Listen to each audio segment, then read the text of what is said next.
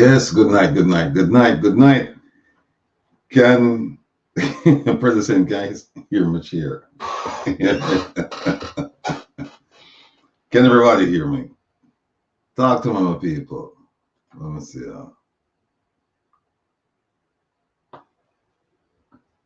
Testing 1, 2, 3. Can you hear me? Can you hear me? Can you hear me? Oh, all right. Okay. All right. Okay. All right. Everybody can hear me. Well, welcome to Come Reason with Rattigan, right? And as the song says, open your eyes and see for yourself. Open your eyes and know for yourself. And so that is what you are going to do tonight because I'm your guest, right? You're the hosts and the hostesses. And so you get a chance to ask me any question about anything. I'll try my level best to answer. Can't promise you that I'll give you an answer though. But where I cannot, I promise you this, that I will go back and I'll do the research. And the following week, I'll have an answer for you. Fair? Fair.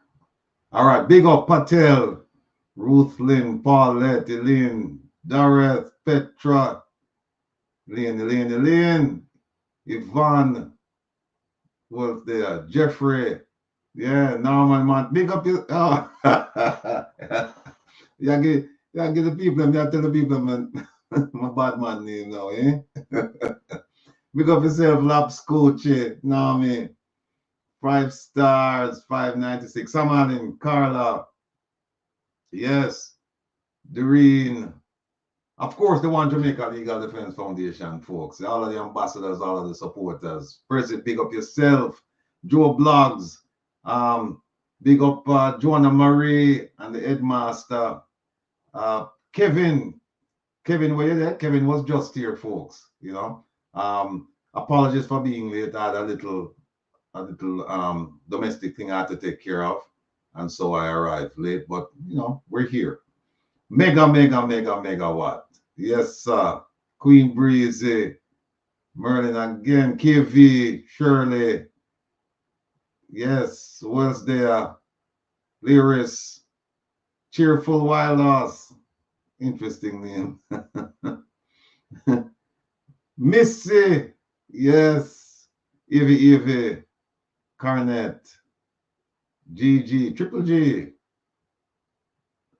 Roger Bevan, At Home, Media Mom, Lynx, OG, Wendy, who else? Kimon,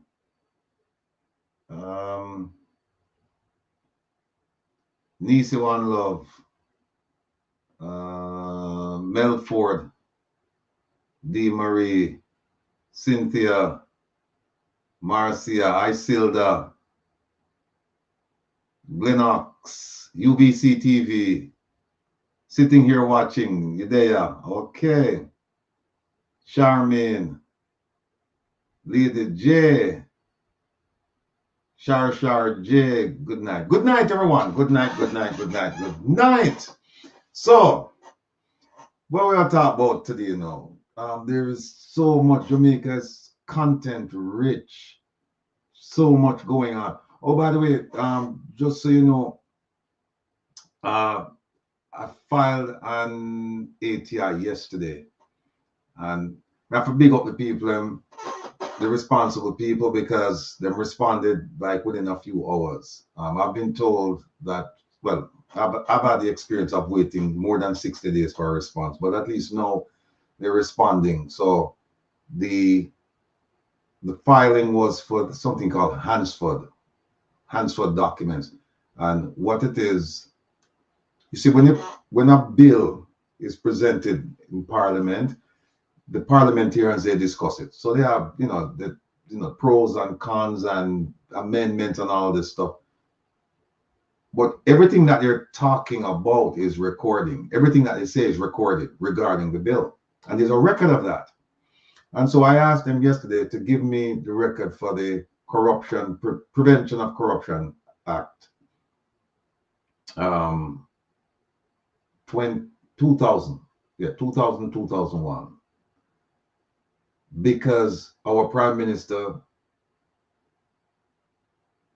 was first in parliament in 1996, I believe. So he was there for the discussion regarding this bill that later passed and is now the law of the land. And if you recall, he's asking for a repeal of section 14.5, which has to do with illicit enrichment. So I'm asking them for the discussion of this bill to see what his position was in 2000 when it came before Parliament, to see if he raised an objection or he didn't. He agreed or he just was silent. So we're gonna have to find out.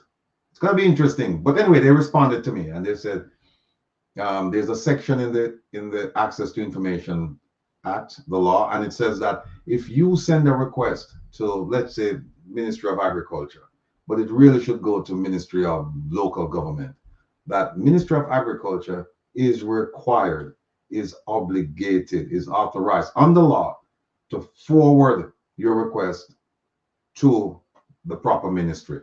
They shouldn't send it back to you, or they shouldn't say that, well, we're not responsible we're not responsible for responding to your request. They have to forward it to the proper ministry and then notify you that, hey, you sent it to us, but it actually should be over there, and we've sent it over there, so you'll hear from them. So I reminded them of that because I had to remind the permanent secretary in the Ministry of Foreign Affairs and Foreign Trade a while back that this was the law, because she felt that she could just send something back to me and say, hey, this you need to go to another ministry with this. And I quoted her the law, and then I sent her the request again, and she came back and tell me the same. Some people are tough, and she come back and give me the same foolishness until eventually she got the point. So they responded yesterday, a few hours later, and they said, hey, you know what? Thank you for sending the request, but it actually should be, there's an office in Parliament, so they've sent it off. And then they send me another notice today. So folks, stay tuned for that. It's going to be interesting to see, our Prime Minister, what his reaction was to the bill in 2000, 2001, because we know what it is now. He doesn't want it. Right? Miss Rita, big up yourself. Monica. Who else is there? Okay, so that's where we are. So what else? Okay, first question. What do you think about Favour Williams in the hot chair? That lined up. All right. You've heard me say it before that the government has been trying to fit square pegs into round holes, and it won't work. Now, this lady, Minister Favour Williams, it is my considered opinion that she should have been appointed to the Ministry of Finance from the get-go. She's eminently qualified for that position. She has a bachelor's in economics from Harvard University, and she has a master's, I think she specializes in finance, from the Wharton School of Business, University of Pennsylvania, two of the finest institutions in the world, not even in the country. Okay. No, I don't put up the number yet. Let me just answer some of the questions and first and understand, because otherwise, if I try to answer the questions and turn the phone and you're going to call, it's going to disrupt me and all that. So let me just finish with at least some of the questions in the chat, and then I'll open the line. So she should have had that job from the beginning. And what happened? She didn't. They moved her to, I think at one point she was in Ministry of Science and Technology, the one that Mr. Vaz is now in charge of. Then yeah, that's where she was. Then they moved her. She wasn't useful over there. And then they moved her to Ministry of Education, and they really showed her deficiencies. And now they're moving her to where she should have been. The problem, though, is that she's taking over a ministry that is beset with problems because Dr. Clark, we're not calling him minister anymore, Dr. Clark, despite all the accolades, they're going to find out that that ministry is in very bad shape. And now they're sending her over there, and she afraid of our shadow. It's lady afraid of our own shadow. So I don't know how she's going to make out over there. And I don't know if there was a handover where then Minister Clark sat her down and walked her through everything.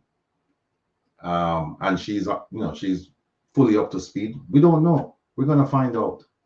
So Rockwell, no man, you have to give him the doctor title, Rockwell. She worked, yes, you're right, sitting here watching. She was in finance before.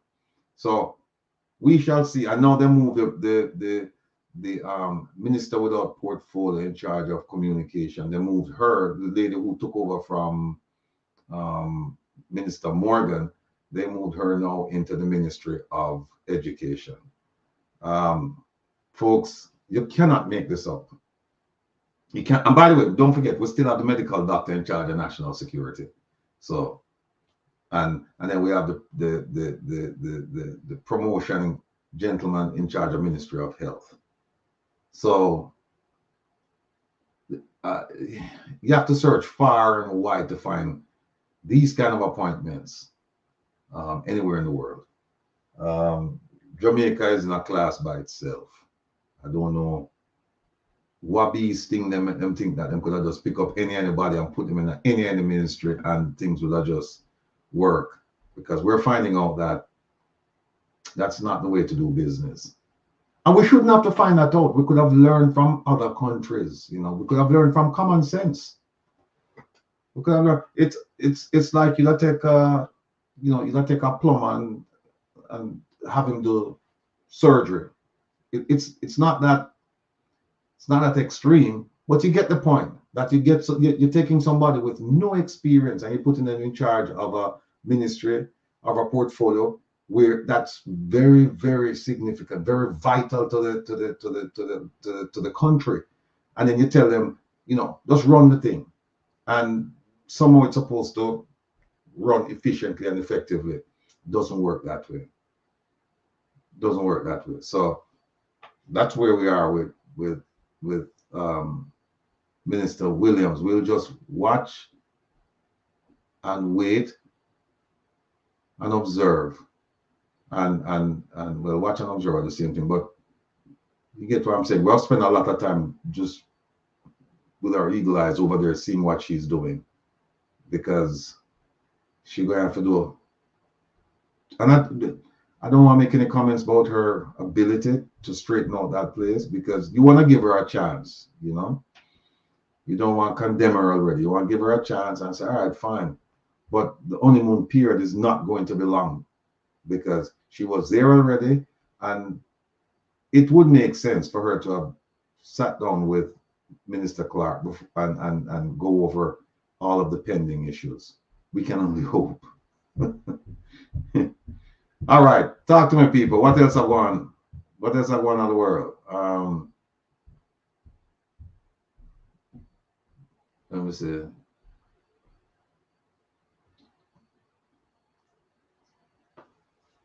Yes, Miss Shirley. Big up yourself. Chief is here. What else is going on? Let me see.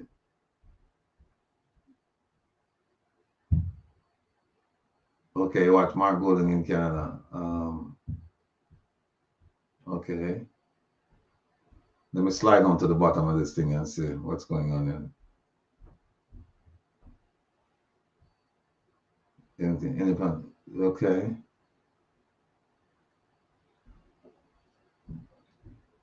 All right. I see that Sonia Ellis comment. Here is something that's along with, we're sticking with the appointment, but here's something that we should really pay attention to.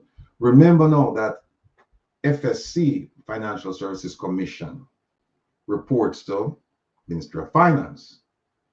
Remember, FID, Financial Investigative Division reports to Ministry of Finance. Minister Williams, she doesn't give the appearance of being a strong, independent, aggressive administrator. We didn't see it over at Ministry of Science. We didn't see it over at Ministry of Education. And I don't think we'll see it in Ministry of Finance.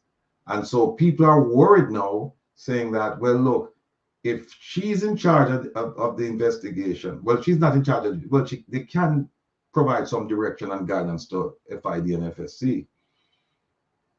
They're saying, well, shouldn't we be mindful of the fact that the Prime Minister has a hand in this, hand in the sense that, she was selected by him, and so she could possibly be placed there to do his bidding, and so they could stymie the investigation. It's a possibility. We cannot rule that out. That the investigation over there might end up going nowhere.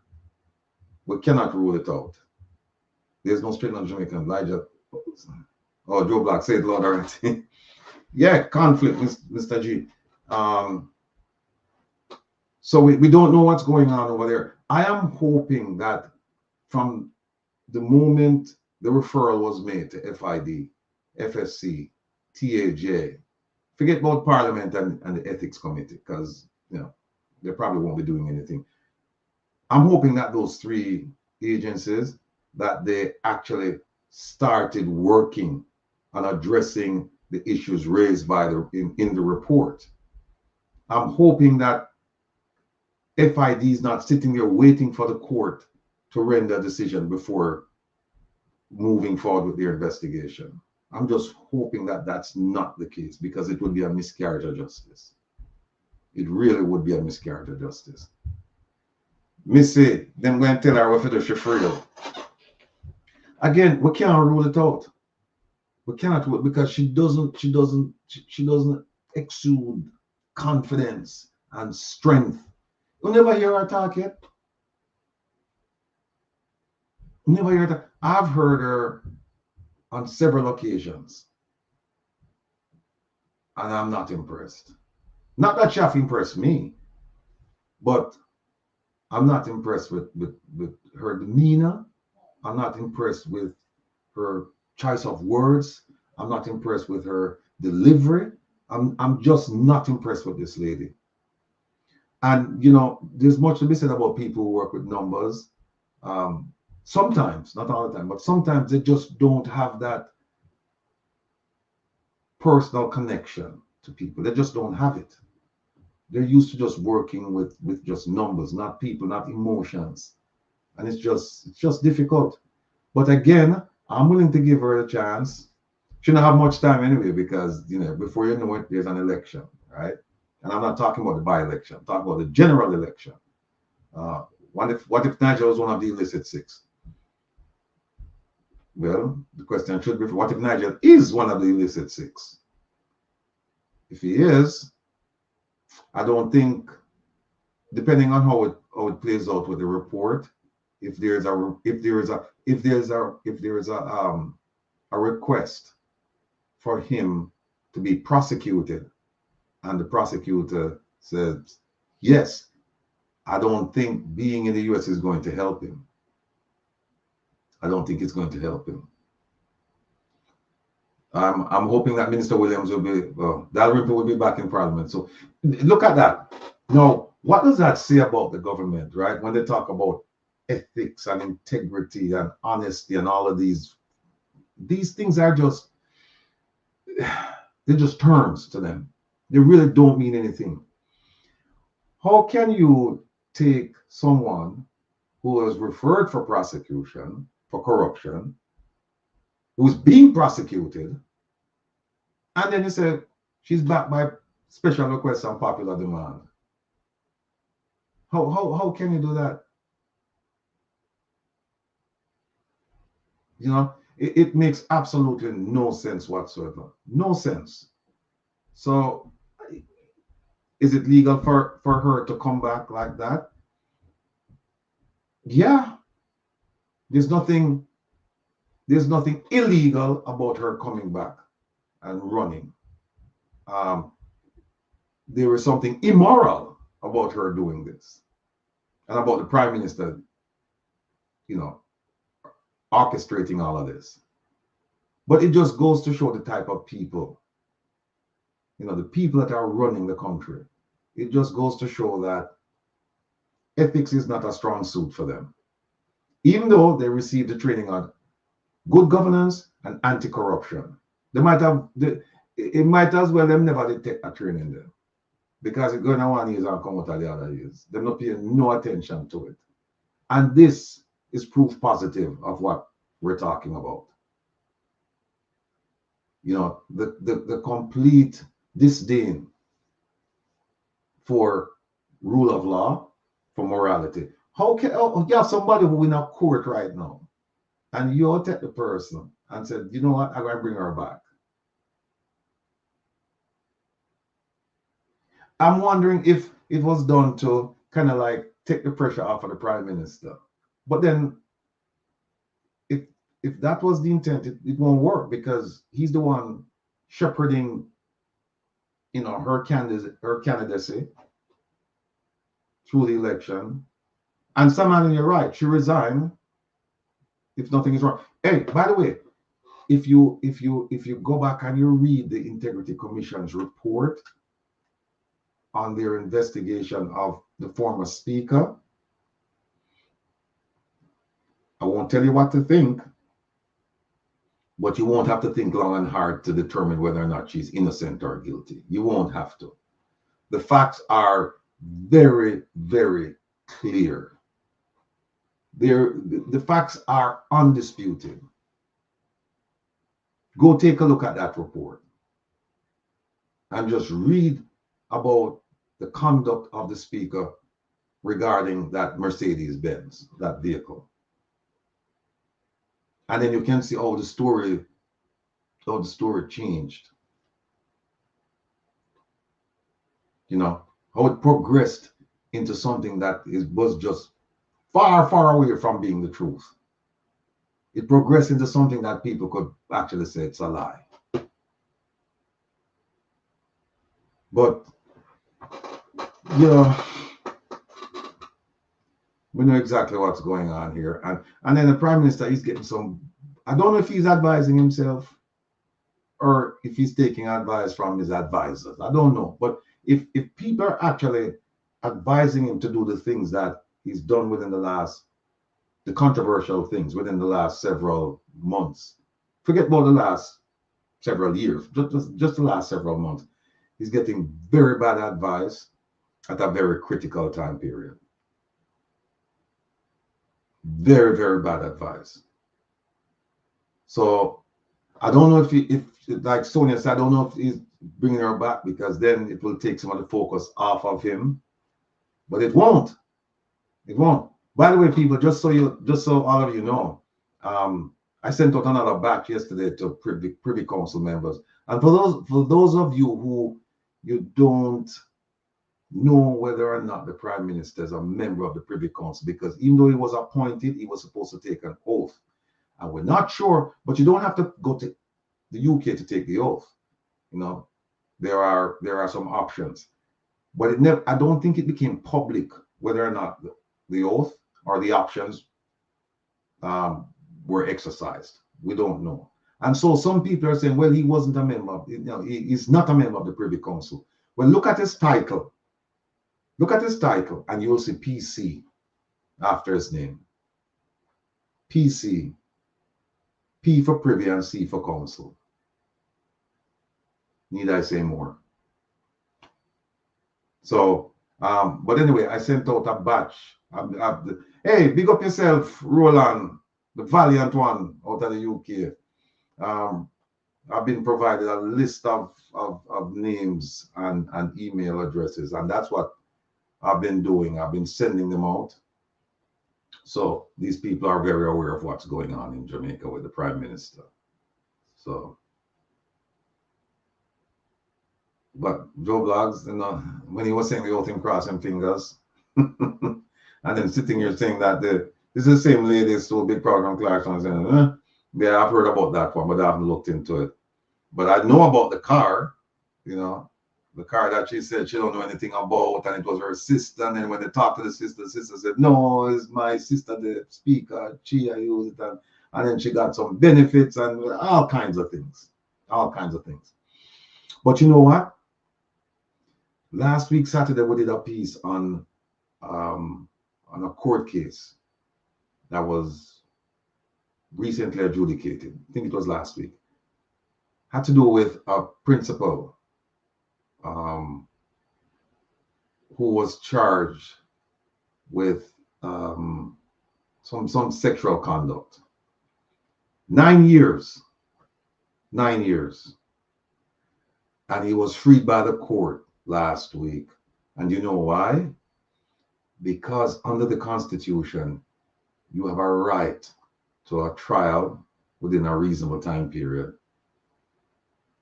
And the judge said, no, 9 years is just too long. But guess what? We have lots of people who have been waiting for their trial for quite some time.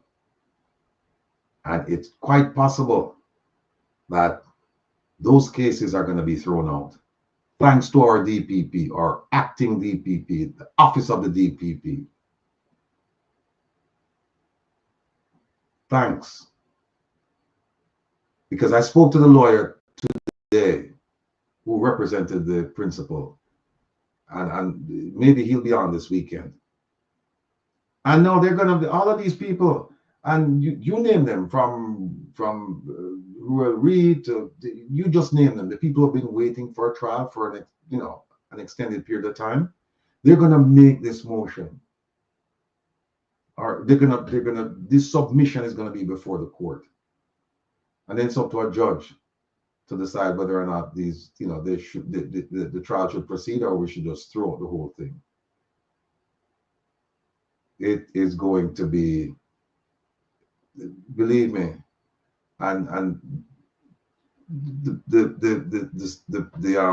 the entity that will suffer as a result of this is justice, the true administration of justice, the things that we openly proclaim with our judiciary and said, yes, fairness, justice, equality.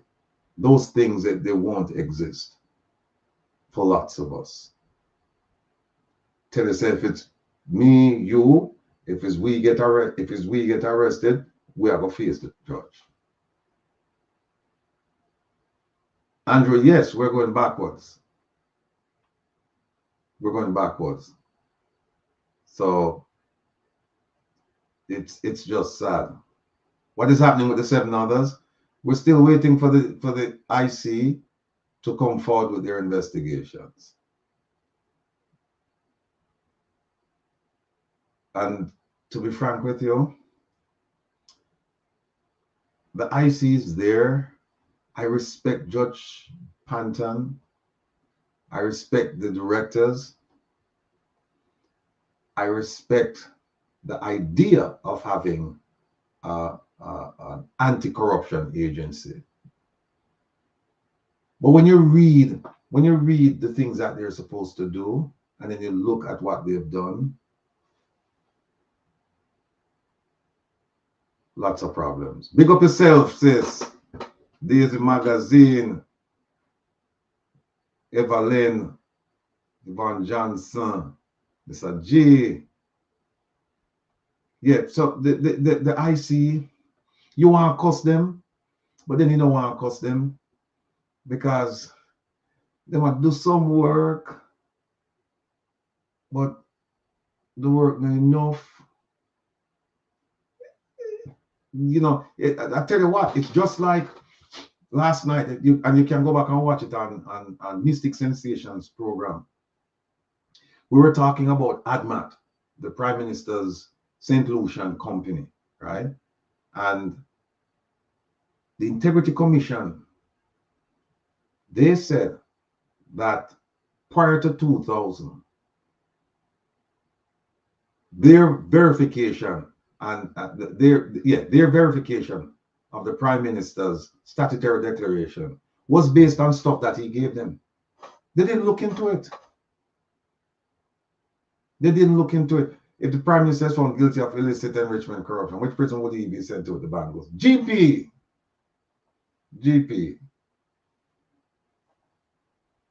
They need to send. You see, what they need to do. They need to make an example out of these politicians, and then the message will be heard and felt by everybody. Because if you can put your prime minister in a prison, then what that means is that nobody's untouchable. It means everybody is subject to the true administration of justice. And so, these politicians, a lot of the laws, they said, oh, you pay a fine or X amount of time in prison. And you know what's going to happen? I'm going to pay the fine. Some of them, though, they said, you pay a fine. It could be a fine and prison term. Well, whether it's a fine and or prison term, I think the judge should opt for prison term. You know,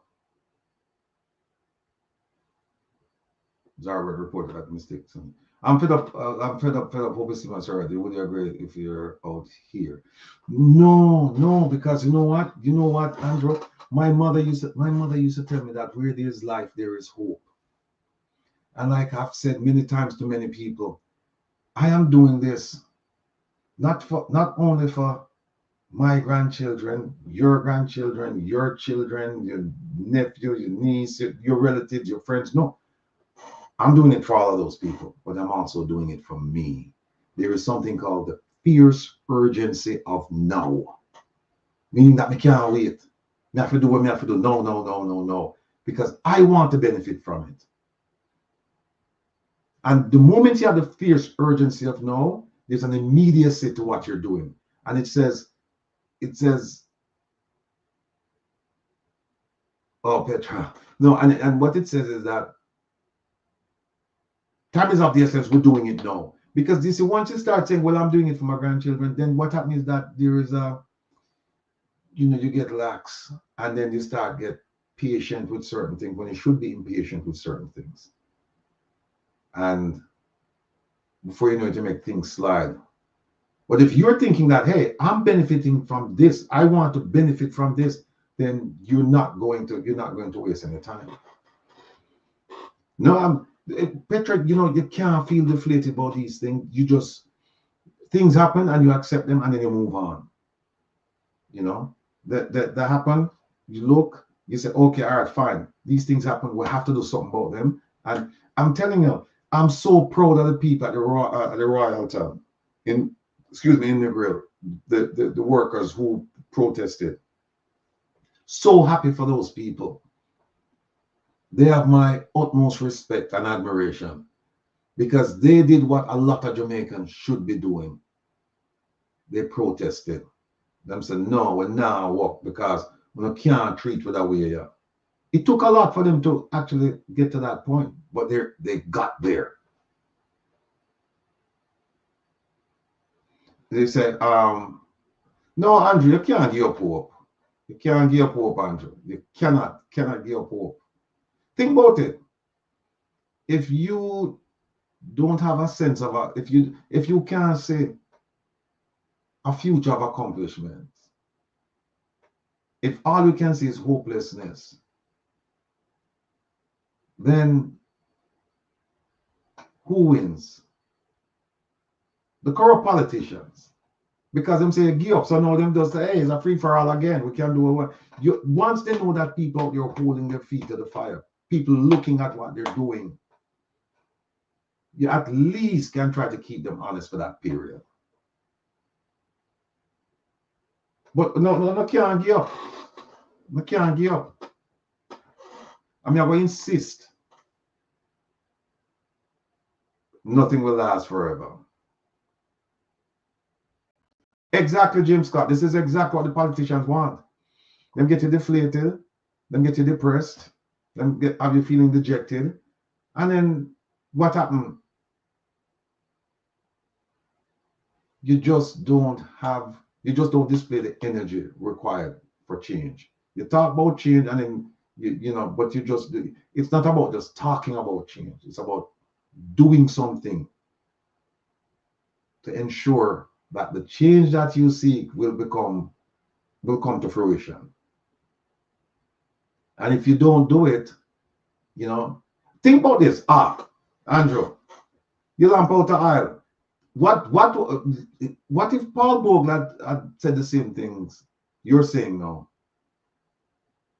And said, well, no, slavery, we can't fight them slave masters. I can't do that.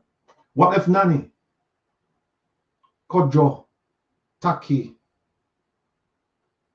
Marcus Mosiah, even in America, what Martin Luther King, Malcolm X, all of them, what if all of those people had said, you know what, McGill, we would still be in the fields. So I'm going to encourage you. I'm going to urge you to keep that fire burning. Don't give up. If you lamp out the aisle, looking at the chat, look at any one of us. We will provide oil to keep it going, to keep the light. But we come too far now to say, well then, boy, we'll not run out of oil. Carol said, buy more oil. Well, Carol didn't have to buy no more oil. We give him oil.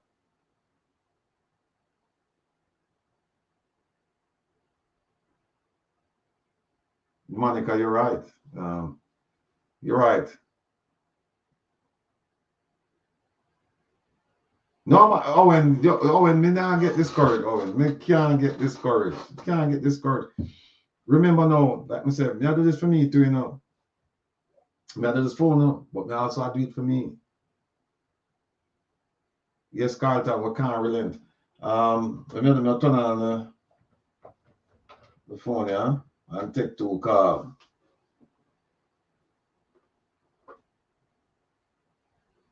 Okay, all right. Andrew said not out yet. See. I'm calling it not going through. Okay. Yes, Mega. Me know you're not leave, no Mega. No, you're not leave.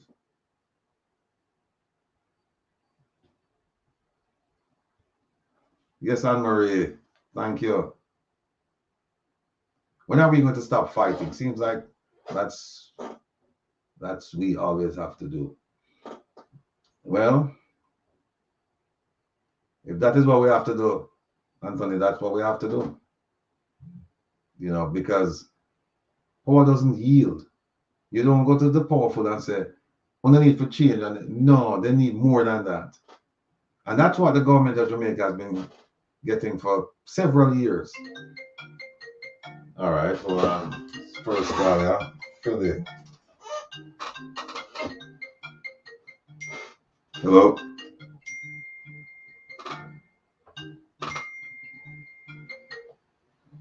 Hello. Hello.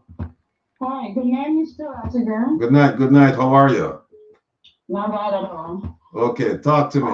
Okay, yes. Waiting on you to turn on your phone line.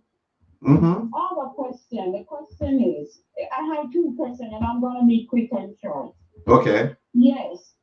I'm thinking that when the PNP becomes government, I'm for sure that is gonna happen. Do you believe that Marky G should keep the Governor General, or he should do away with him? Okay, I asked the question for different reasons, and I want your answer on this. All right. And whatever your answer is, please explain it. Okay. Why? All right, thanks. You think you should go away with him or keep him? Okay. Next question is, do you believe that when Marky G becomes the new Prime Minister of Jamaica, the system will truly run clean Because you know, when you think about after they go in and they settle down, you have some people after they start to add the money and see money around them, their fingers become sticky. What advice would you give to Mark Golding overall on becoming the new Prime Minister of Jamaica? On corruption and just about everything that is happening now, so that a system like this does not begin all over again. What advice will you give him? All right, so that's 2 questions. All right, okay? Thank you so much. Okay, thank you. All right. Let me answer your second question first. What should if Mr. Mark Golding, leader of the opposition, should be victorious in the upcoming general election and is appointed as a prime minister by the governor general, what advice do I have for him in terms of running a clean system? He knows what to do. We are all witnesses to what's going on in Jamaica. This is not a secret. It's not like I have to advise him. I understand the question. I understand where you're going with it, but he doesn't need any advice because he's actually speaking out against all of the corruption that's going on right now. Well, a lot of the corruption that's going on right now. He's speaking out about it.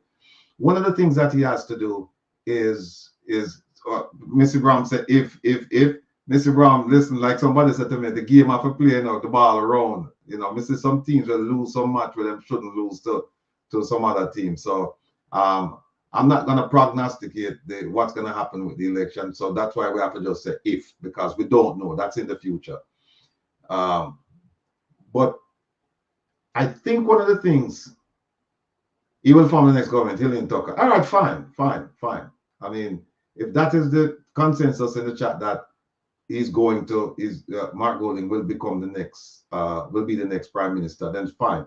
Here is my take on the question. Second question. Mr. Golding was instrumental in developing the Integrity Commission Act. It was passed under this administration. I think Mr. Golding is well aware now that there are some serious and troubling deficiencies with that law. And one of the first things he has to do, he has to make the amendments. He has to garner the support of Parliament to make the necessary changes, to refine it, make it more precise, and also the enforcement piece, because a lot of things in there, like for example, people were saying the other day, hey, you know, we need to lock up nationwide radio because they were talking about the Integrity Commission's report before it was tabled, and the law says that you can't do it. You can't speak about it until it's tabled. Well, guess what? There's nothing in Integrity Commission Act that extends to a third person. It talks about people who are connected to the Integrity Commission, right? Whether they're in Parliament or there are a connection, you know, of that nature, or connection through employment, if they're working for the Integrity Commission, that you can't talk about it. But it says nothing about a third person like media people. If they can get somebody to tell them, they can talk about it, and there is no consequence to that. Then there's another one that says if a parliamentarian, if you get a gift that's under 100,000, you don't have to report it, 100,000 Jamaican dollars. However, so 101,000, you have to report it. And you see how people can play games, right? You can get 10 gifts. You know, if you have to get $1 million, you can get 11 gifts. Just spread it out and you don't have to report it. Then there's one that says that if you get a gift from a relative, you don't have to report that. That's not counted. So you see how people can play games with it. So the first thing he has to do in terms of corruption is he must not only say what he means, but he must mean what he says, and he must take decisive action. Because if you go back and you look at the statements made by Mr. Golding every December 9th, which is Global Anti-Corruption Day, he, along with other officials in Jamaica, they make statements talking about, they make statements talking about the Integrity Commission, how you know, noble an institution and how venerable an institution it is, and how we need it and how we're going to do this on. But then when you look at what's going on, this is it don't really curb corruption. So he really has to hold on. I get a call from Kingston, but hold on, Kingston. Let me finish the answer the first question. So I hope I answer the second question, which is that he knows what's going on. He knows what needs to be done, and he can start with the Integrity Commission. He can also go to the Prevention of Corruption, Corruption Prevention Act. He can go to that, and also the access to information that needs to be straightened out. There are a lot of laws in Jamaica that they need to tighten up, but beyond tightening up, you must enforce. It's not enough to have it on the books and then you don't enforce it. So it's going to take some. Oh, here's another one. What about beach access? Is he going to talk to the resort owners? Is he going to talk to those people and say, listen, you must create an easement so that Jamaicans and anybody who wants to use the beaches, that they have access to the beaches? And if you don't, guess what? The police commissioner will enforce it. Is he going to do that? There are lots of things that need to be fixed in Jamaica. And so we're looking at, well, based on what I'm seeing in the chat, people are looking to Mark Golding to solve these issues. Will he be able to do them? And will he be able to do them in a reasonable amount of time? How much will the honeymoon period be? Will it be 2 terms for him to address some of these issues? Some people make the argument that no, we don't need that much time, because what happened, depending on how many seats that they will win.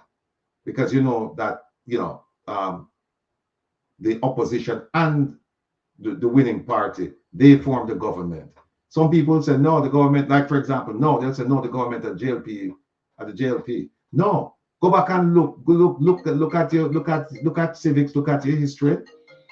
The opposition is part of government. You need the opposition to do a lot of things in parliament. With the finance, with the creation of laws, with the amendment of laws, with financial matters, the opposition plays a critical role, and it's considered part. If you look at the chart, the opposition is considered part of government. Let me go back to the first question. Let me go to the first question. Should Mark Golding keep the Governor General? He has made it abundantly clear that Jamaica needs to get away from being a constitutional monarchy. In fact, what he said is this. He said that he won't be doing it the way that they're doing it now, which is piecemeal. They think around the edges. He says what he wants to do is to do it wholesale. So you come up with a new constitution. And I can tell you that based on what I've heard from him, that new constitution will have no place in it for a Governor General. It'll be, you know, there'll be a president, but there won't be a Governor General. So I hope that answers the question. Sorry about that, callers, but the producers and tell me, say, if me answer a question, don't stop and take a phone call. Just finish. All right, sit down. Caller, good night. Welcome to Come Reason with Rattigan. Where are you calling from? Jamaica, come on. Good night. Good night, good night, good night. Talk to me. Talk up the things then. Yes. You know what I want to ask you? Yes. If, all right, we see the Prime Minister putting back Dalumi. Yes. And she still have a case. Yes. No, is it that the table when they say his car, he name out, I see more call back election without we know the seven? Well, what can be done about it? All right, that's the question. What can be done about the 7? Should we know about them before the election? Yeah. All right. I mean, I get up on WhatsApp. Get up on WhatsApp. No, just come up on you get my on a number, yeah, man. That number, you're a good man. Yeah, but I'm straight call on WhatsApp. No, this is a WhatsApp number. All right. Well, look, me don't want to run up your bill. So hang up. Let me answer the call. All right. Thanks, Mr. All right. Question is, will the illicit 7 their identities be released before the election. And the question is asked simply because we see where the Prime Minister now is supporting the candidacy of former Speaker Marissa Dalrymple Philibert. So if he can support her and she has a case in court for corruption, do you think that the seven, assuming that the seven are members of his party, do you think that he will allow them to run with this cloud over them? And what can we do about getting the names released? Well, Miss P, here's the thing. All of this resides with the IC. So if the IC does not submit the report to be tabled, we will continue to speculate who these people are, and we won't know. And it will be a disservice. It certainly would be a disservice, because we're going to have people who have, assuming that the investigation, it turned up a whole bunch of corruption. We're going to have these people representing constituencies, right? People are going to have to vote for them, and it's very likely that there'll be some of them, maybe not all of them, but some of them will be reelected. And I get the point that, wait a minute, if these people are under a cloud, then, and especially if they're referred for prosecution, then they should be disqualified, or they should disqualify themselves, or the Prime Minister should say, no, I can't have you. I took the anti-corruption and the good governance course, and based on the Nolan principles of good governance, I cannot have you in my party. I cannot have you on my slate of candidates. But we know that's not going to happen. So we can only hope that we'll get the names before. But I suspect that even if we get the names, based on what the Prime Minister is doing now with former Speaker, he's gonna, if he wants that person or those people to run, and he's going to support them. And then it's up to the Jamaican people. We have to get them energized. We have to get them to become critical thinkers. We have to get them to become informed voters. Caller, good night. Welcome to Reason with Rattigan. Where are you calling? Sorry, welcome to Come Reason with Rattigan. Yes. Good evening. I'm turning off there. All right, I'm turning off. All right. But that's it. Them people are the party where the government right now where we need the pound paper to be a parliament. The Prime Minister can recommend another. What do you mean? They can run as party members, because if you know the honorable thing like accuse himself from the Prime Minister commission, and it's like, because he's been come on. We don't have no leverage to work with it, because nobody don't make it. Oh, just lost the caller. That's a popular sentiment that the Prime Minister, because of his involvement, based on his involvement with illicit enrichment and corruption, based on the IC's report, that he's not above and beyond reproach. Therefore, he can't tell these people once they're named that they can't participate in the election. Well, let's watch and see. Smart money says that you're right, caller, that he won't do it, not because he can't do it, because can't means not able to. He's able to do it, but he won't do it. So let's watch and see. Let's watch and see. The phone line is open, folks. 667-369-8569. It's flashing across the bottom of the screen. Let your voice be heard. Yes, indeed. Call now. Petro, aren't you looking for any form of political rules right now, even a compromise? I see Flag Dalrymple running for MP. Yes. Sharon, big up yourself. Yeah, you see, but you see the thing about it is this. If you don't speak out about it, what do you think is going to happen? What do you think is going to happen?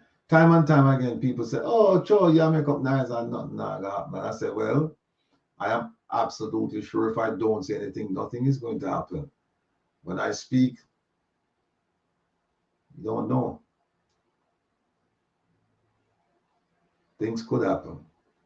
But when you don't speak, things definitely won't happen. And that's why, folks, we're pleading with you. We're imploring you. We're beseeching you. We're begging you. Become a critical thinker. Tune into any one of the programs. It doesn't have to be this program. I'd love for you to come to my programs, but I'm not the only one out there. They have lots of people providing really good, solid information. Tune into one of the programs. Tune into all of them actually. And just listen and make sense out of nonsense. If that is where you, because a lot of people come in and say we are, pure foolishness we are talking. But try and make sense out of it. Caller, good night. Welcome to Come Reason with Rattigan. Where are you calling from? I'm calling from Kentucky. Yes. Okay. Welcome. So I have a question and then two thought process for me. Sure. Do we have any laws in Jamaica that is specific to economic extortion? That is where, like people coming into Jamaica trying to do development and the government, is asking for something in return. We just think is something that's just like culture within Jamaica. Even the ordinary person, you go to, bank or government agency, and they want you to give them something that you. So I think there isn't a rule like that. That should be something that should be specific in the IC investigation. So there's a name to the action that is happening in the country. Well, let me just tell you about there's something I'm not sure about the Jamaican law, but in America, they have a law that says if an American company goes to Jamaica and then gives out a bribe to get concessions or to do business in Jamaica, they're subject to being prosecuted. It's called the Corrupt Practices Act. And just last November, I think it was November or December, President Biden passed a law. I don't have the name in front of me right now. And it complements the Corrupt Practices Act. What it does, it says that if an American company is approached if an American company in Jamaica is approached by a Jamaican asking for a bribe, that person can be prosecuted. So it seeks to prosecute the person offering the bribe and the person taking the bribe. Okay. Or the person asking for the bribe and the person giving the bribe, both of them. Right, but that would be like America has that where they can do that, but we have something like in Jamaica where we now have like politicians, people that has a say in like Edmund, for example. I'm not accusing him, Edmund, but all these hotels that's being built, they can say, oh yeah, I'll let you build this hotel, but just like you always say, I'm gonna, give me this amount and I'm the permit go through. So I think that should be something that's spelled out in the Integrity Commission investigation or the act or whatever when they do the investigation. So that could also be something because what it does is that there's no foresight in saying, okay, we're just bringing in business, but how to impact like hotels. The water is the water infrastructure in place. So we have water community right off the bat is some like supply the restaurant. Do we have roads where the work, they live way up in the bush and the hotel is done by the ocean? Can you get there, do the hotels have where the whole, the workers get stayed? So I think that's something that what government agency and parliamentary they should have that tax spelled out. Okay. All right. Okay, well, I'm gonna hang up now. All right. All right, fine. Thank you so much. Let me just amplify the answer that I provided. I'm not aware of anything similar to the Corrupt Practices Act or the other one, the one that was passed in December, where you hold the company paying the bribe and you hold the person asking for the bribe. You hold them accountable. I don't believe they have that. I didn't see it in the Integrity Commission Act. Maybe you can make an argument out of some of the provisions in there, but then you also have the Prevention of Corruption Act. They have some provisions in there, but I've never seen a case where, you know, a foreign company was held liable because it offered a bribe to a Jamaican company or the Jamaican government or individuals. Never seen it. I'm not saying it hasn't happened or it won't happen, but I just haven't seen it. So, but again, there's a great need for them to go back and revisit, you know, these statutes and update them, because some of them, the fines are still mentioned in pounds, believe it or not, even in the Constitution. I think they just changed that one. Isaac was telling me that they just changed one, because it says that if you're sitting in the parliament and you're not supposed to be there, like you take a seat, and you take a seat thinking that knowing that you've lost and you shouldn't be there. I think they charge like £10 a day, something like that, if you go and you sit down in a parliament, in other parliamentarian. Well, I think they've changed it. By not contesting by-elections, PNP is contributing to a one-party system on all 63 seats in Parliament. Look, the by-elections are a little bit different though, Kokichi. You know why? Because it's not for the full term. It's just for, in this case, it's just for a few months before the general election. And so one party might say, why are we spending that money to contest a seat that will be contested in a few more months? Let's just, you know, especially if you're cash strapped, you know, you say, let's just wait and see what's happening. And then we can do the full election.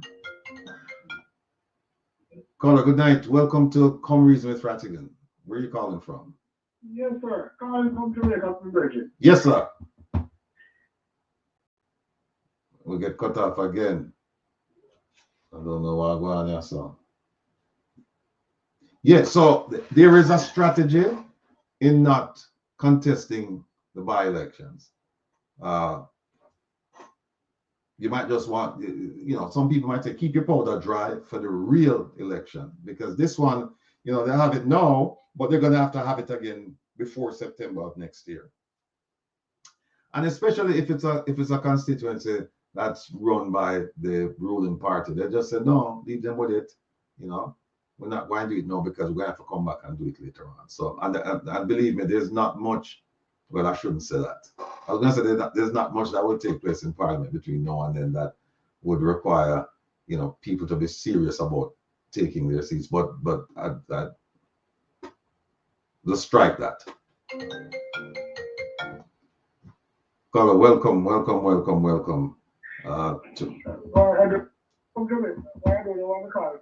Yeah, neither do I. Go ahead, sir. But Matty. Yes, sir. You know, some of the things that we're scrutinizing and going through with a fine-tooth comb pertaining to integrity and when the law is set up. In my mind, right, I would think that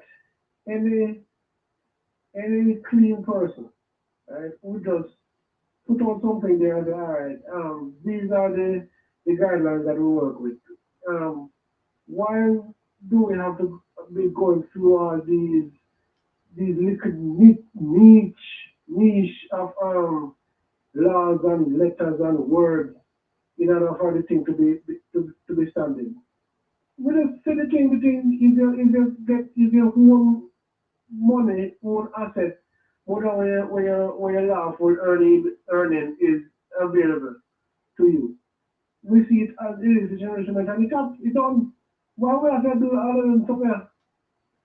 And I understand the whole debacle between lawyers and railway, whatever, but let's call a spade, but we just want to something out there. We say, all right, these are the things that you work with, and we just get it over with. You know, we just if we want reason to even the prime minister now bring the IC to court for one reason. If you're above board and ethical, you know, anything that comes up pertaining to good governance and transparency and integrity, you should be willing to uphold that and go with that. You don't have to go to court to go make court decide if when the question when the man asks about your finances is the right, you have a right to ask you those questions and things like that. You know, so from the outset we see that once you start getting into these nitty-gritty of a T cross or a hide that in a particular law, simply mean you have something behind you're straight. Because from my point of view, if my mother when I go, my mother said don't take up that. You know after I go why him say to take you. The mother know why she said to take you. You have to go through that with my road. All right. And I think this is one of the critical point where we have even well, you're not going on the road, but well, don't feel that somebody else up there does. All right. Just come and just evil. Well, and have the integrity now about them. Why not question certain things? I'll make a comment on that, but I have to go run. I have to go grab another call. All right. All right. Cool. Yeah. Caller, good night. Welcome to Come Reason with Rattigan. Yes, sir. You have to turn on your device in the background, please. Yeah. Go ahead, sir. Yeah, good night. Good night. Yeah. Yeah, I can hear you. Go ahead.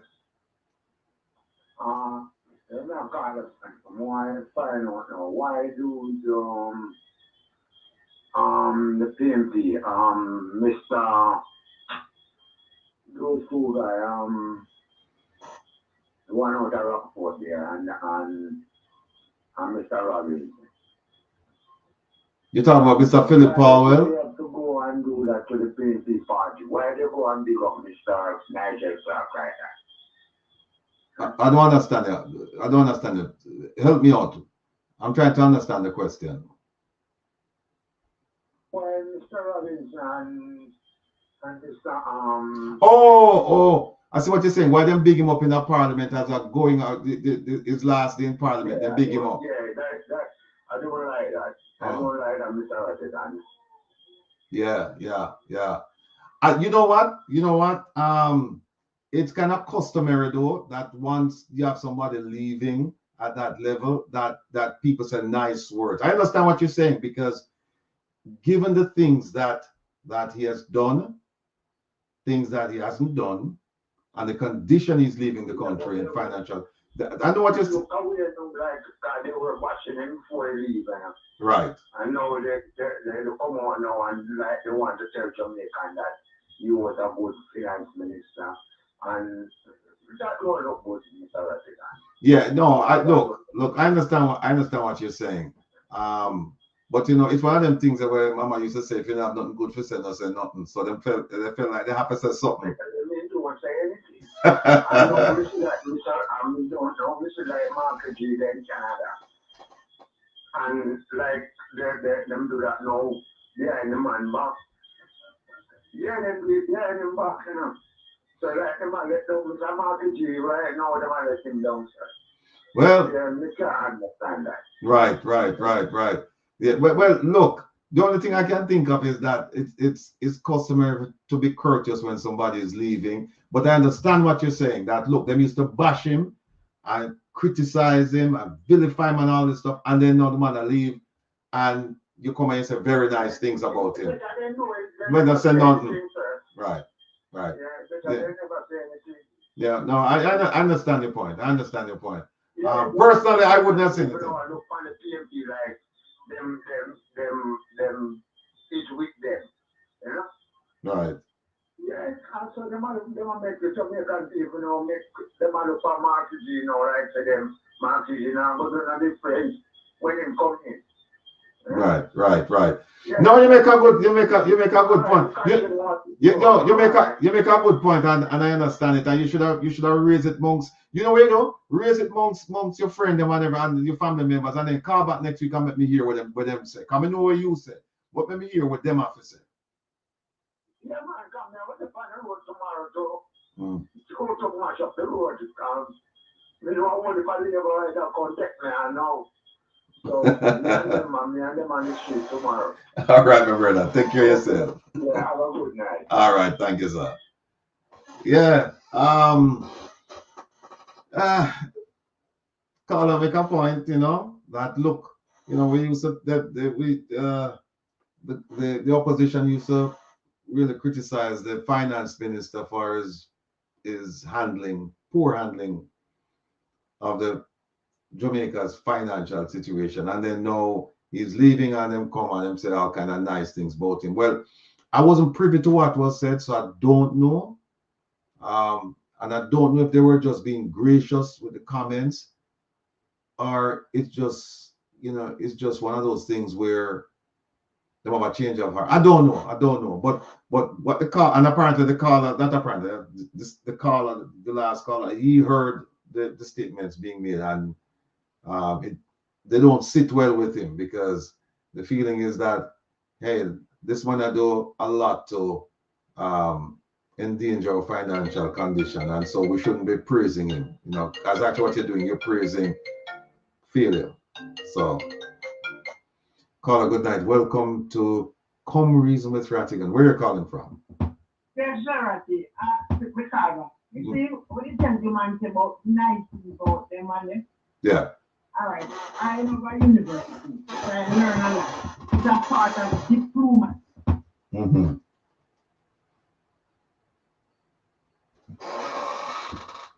I don't know what going on. The calls I'm cut off from Jamaica. Can everybody hear me? Can you hear me? Hear me.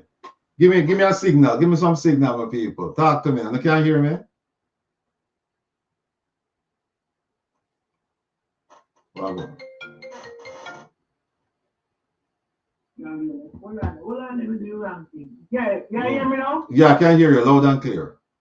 Yeah, what may I say? It's a part of diplomacy. Mm-hmm. All right, look, for instance, Marky G father dead. Marky G mom passed. And you realize that Nigel Clark is the only member from the JLP party visited the funeral? I didn't know that. Yes, he's the only one. And I can tell you, I don't support the JLP, big and straight. But Nigel Clark come from a good home. Yes. And you left into bright to make and do all the same thing. That's the only problem in having. Follow them and follow them and same thing. But he is not a monster. He just get caught up and couldn't explain himself. No. The problem come. He get a boss and he take consequences. Let me ask you a question. Yeah. Mr. Now, did you listen to the comments being made in Parliament? I didn't get because I was at work. Okay. The passion in the caller's vibe, but away from that, I didn't hear this one. But a long time it had gone. Even the Siaga time when Siaga and left Parliament, Portia big him up and everybody big him up. Yes, he contribute. He might contribute for the right side with everything, but he still contribute. So for the kids coming behind and the kids watching, the university children, the primary children, you have to be diplomatic.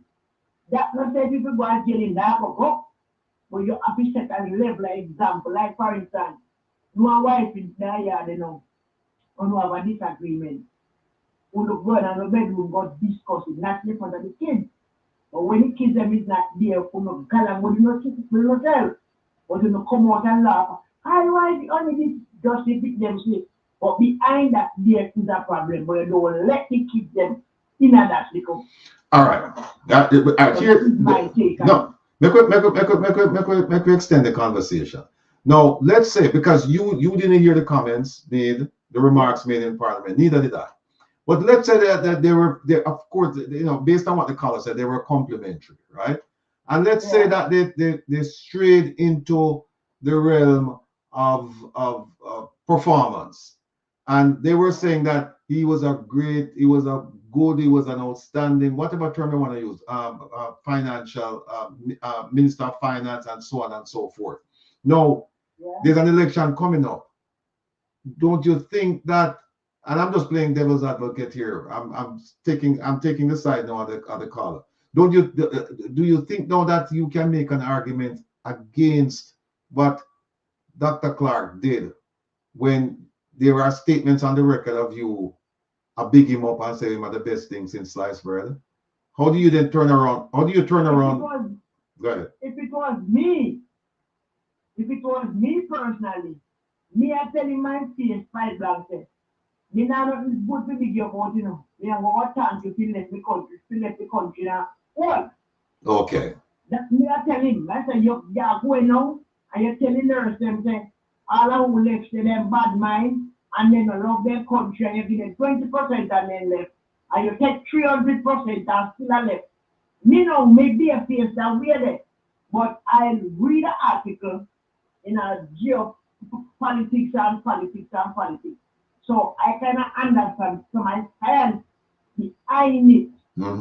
So me still have a back it all, you know. Not saying me not back him up here, but I have to show him say, no, what are those things is just politics business. Just like marketing. Marketing have some thing like if you do marketing and to go in like brother, your heart cut you. Because if this something says, if you use 10 persons and do the job, and you still enough to get 5 persons and get the same job done, you save the country some money because you have to pay 10 persons. Right. But you're still enough to get 5 persons to do the same job. So you have saved the money. So the manager at the end of the year can get a bonus. Right. Half a 4 people back. I save up the 5, which you usually use 10. But he save up the 5 and save the country money. So out of that the money, he get a cut. Okay. So I think like that. Me study me the high school, you know. When you say Uno, no, let me tell you something. Let me tell you something, Miss P. Let me tell you something. Going to college is just one way of being educated. That's formal. But it's not the only way of being educated, because I know some outstanding thinkers and they did not go to school. One of them is my mother, right? One of them is you, right? Like, well, you know, not that you never go to school, but you say you never get the type of education what some of us received. But I'm saying to you, I put that aside. I give an example. Look at our CG in New York. She not have no, as far as I know, them say she not, well, I'm being told that she not have no degree. But she went, you know, she had ambition and she had drive and determination. And look at where she is right now. So you don't have to go to school to be educated. Although, you know, we put a premium on it because it's a formal way of being educated, but it's not the only way of being educated. Now, let me ask you a question now. My father used to say to me, say, you can't take shame face and shake cock up the man's hand. What that mean? If you're upset about something, you must tell a person and say. Well, the reason I mention it because I figure that's what it meant. And so me I say, when you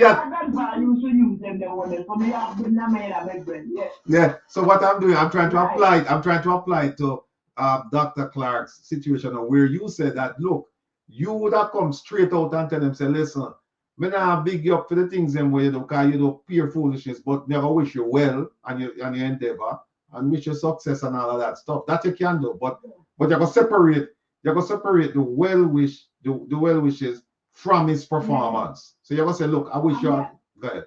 I'm gonna remind you that I'll do you up there now. Probably in some of the time, you know, little bit of call from the FBI or somebody. Yeah. So enjoy yourself, but don't be surprised if at any moment, any time, any night, any minute, any second, the FBI turn up. Okay? Okay. The little time where you have now, eat the best so you can eat, live the best life, have the, whatever, have more a pleasure, spend it with your fitness. Because at the end of the day, something might have turn up and it's not going to look so proper. I saw me turn. Okay. No, one of I, but, yeah. I get with the politician then.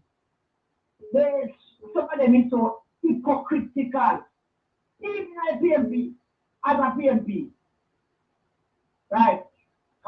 What I hear when him Ralston, Ralston Hyman. Mm-hmm. Hyman attack and I point out and he drop it down to the lowest level. Certain times understand good at all. This country is in crisis. Well, you know, I can tell you that I'm in touch with some of the titans of industry in Jamaica, and the news I'm getting, as far as the economy is concerned, I'm hoping that they're wrong. I'm hoping that they're wrong, because if they're right, this Christmas is going to be one of the worst on record economically. I don't know what I want to be worse with. I mean, I talk about Rattigan show. Diaspora. People no money. The remittances, yeah. People no money. You know why? There are some people out there, who family member them. They're hungry, them have got too stressed, and they're not supposed to do the humble support that call them. Oh, all right, yeah, man, me there, I get up this morning. You know, I say, like, me not here. But you put him at the morning, and I tell him good night, and he might say, all right. But by the time he give you 5 words, he might tell him about the light bill. And still out there, say, labor. Mm-hmm. Right? Mm-hmm. The other day, what woman did they talk about labor, and a big bus fare at the same time? But get me upset. You know, you want this? Me don't know, Mr. Ratty, if a phobia, or if a mental problem, or a what? But when a child growing up, as a young lady, never go to high school, as you tell you. But people stand up to what they believe in and what is right. Because the people never stand up to what they believe in then. Me and you wouldn't be where we is, although unfortunately by my time, my parents then, we never have no parents like that. Now we, my grandfather passed at 1978 when I was a little bit of girl. And there and then things turned badly, but we still survived. But people can't be so bright now to have encyclopedia in your hand. Remember encyclopedia used to be 1 at a book. mm-hmm. And now you have it in your hand. And you can't read and understand for yourself. Google everybody, friend. And we look, you know what hurt me? The Prime Minister of our country pass a law to people with illicit enrichment and this and that. And know that you reach a 15 foot. He wants to change it. What can go so? What is this? Then it's what changes, sir. All of the young man and probably so few one for their lack of, take for their assets. You want to go give them it back and give them more funds for that. So the taxpayer would have to lose. It can't, the country cannot do that. Look how much money the man lack of the people in a zozo. And then the case come there and lose, they have to pay the people how much $millions of dollars. While we don't have no road to drive fund. We don't have no hospital, baby, pity them now, no book in a school. Why do you go from a little boy school and then say some book? We don't have to buy the book in Michigan if you come to a book with that. That will never happen. Mr. The principal said, principal, stop paying hypocrite. And you know so that not what Papa last year. We don't give it in a book rental. This I hear at the water. And then the people them know, the private sector people them want print the book. Take the advantage to skyrocket the book them. And Mr. Ratty, Then tell yourself you can buy book A, book C. And when the school year done, they picking at even looking at the book. And the worst case scenario, if you have a picture from behind that the one day, in now no you see that the book because that the year is a different set of book. And like when me and you are at school, minimum atlas, you could have get it in use. My grade 6 book was in a good condition, you could have passed it on. They make you my like the book that come like pampas. They use and dash way. Yeah. And people still have one hand from them. Yeah. Well, we speak. Well, yeah, well, I'm glad for your support. We thank God for you. We thank God for you, so till we can't thank him no more. But you still have a few people who don't sound foolish. In time. We're not argue. In time. One more, thank you for your support and thank you for the call. Let's continue to fight and me beg God to preserve you, keep you, and wife, because behind every good man, there's a good wife. Same so. Big up yourself, big up your family. And Jamaican people, especially who know Libya, who know walk, who know big and look, walk, who know listen and listen and learn. I will speak. Because it's not pretty ahead. Let me run and grab that call there. So take care. Thanks for the support. Continue listening. All right? All right. Call a good night. Welcome to Come Reason with Rattigan. Where are you calling from? Sorry, Mr. Rattigan. Well, go on. Well, I'm there. Look out at me, you know. Boy, you don't know if I speak there, I speak, but I take it in, but you go there. Question here. One of the time you have download before was supposed to come about Nigel Clark. And it was sheriff. What happened to it? No man, it came out. The one with Dr. Clark and his foundation. Yes, but she was supposed to come on your program. It's one Saturday. Oh yeah. What happened? You're right. You're absolutely correct. She was backstage. And what happened was that the conversation that I was having went on for a little bit, and then she texted me and said that she was listening, and she didn't want to interrupt the flow. She said she wanted me to finish the conversation, and she had an engagement with her family, and it was pushing up against that time, so she left. But I'll have her back on. But the question I'm asking you, and then the next thing upon Nigel is that you're gonna do any job or something to hold him back on because Nigel restored. Well, here's what happened. This Saturday we're gonna do a program on Dr. Clark. I'm still struggling with the title. And it's right now, it's Nigel Clark, and then you have colon, and it'll be the man, the minister, and I'm trying to think of something else. But it's going to be a very comprehensive look at who this person is and trying to get into his head to examine his thought process. Why does he do the things that he's done and continues to do? His background, his upbringing, his education, his association. We're going to look at all of those things and try to get a picture of who this person really is. And also we're going to look to see, we're going to try and examine whether or not he will be successful at the IMF, because he has some alliances there, but those alliances will not exist after a few years. And so we want to know, we're going to look to see what will be his option. Will he stay there? Will he move to another international organization, or will he return to Jamaica? And in the meantime, we're going to try and reach out to him and talk to him and get some information out of him. And like Ms. P said, maybe one of these days the FBI or some federal investigative body will turn up at his door and say, we want to talk to you concerning your relationship with the Prime Minister and some things that have taken place. We want to know, what do you know? And if you know anything, when did you know about it, what was your participation, who else was involved, and get the details. So tune in this Saturday. It's going to be quite interesting. Never tune in. But the other question, the other part of the question now. Remember the last great finance minister who borrowed $50 million to get it? What are we going to find out? And the last part of this question here, was Dr. Clark pushed or did he leave? We're going to examine that.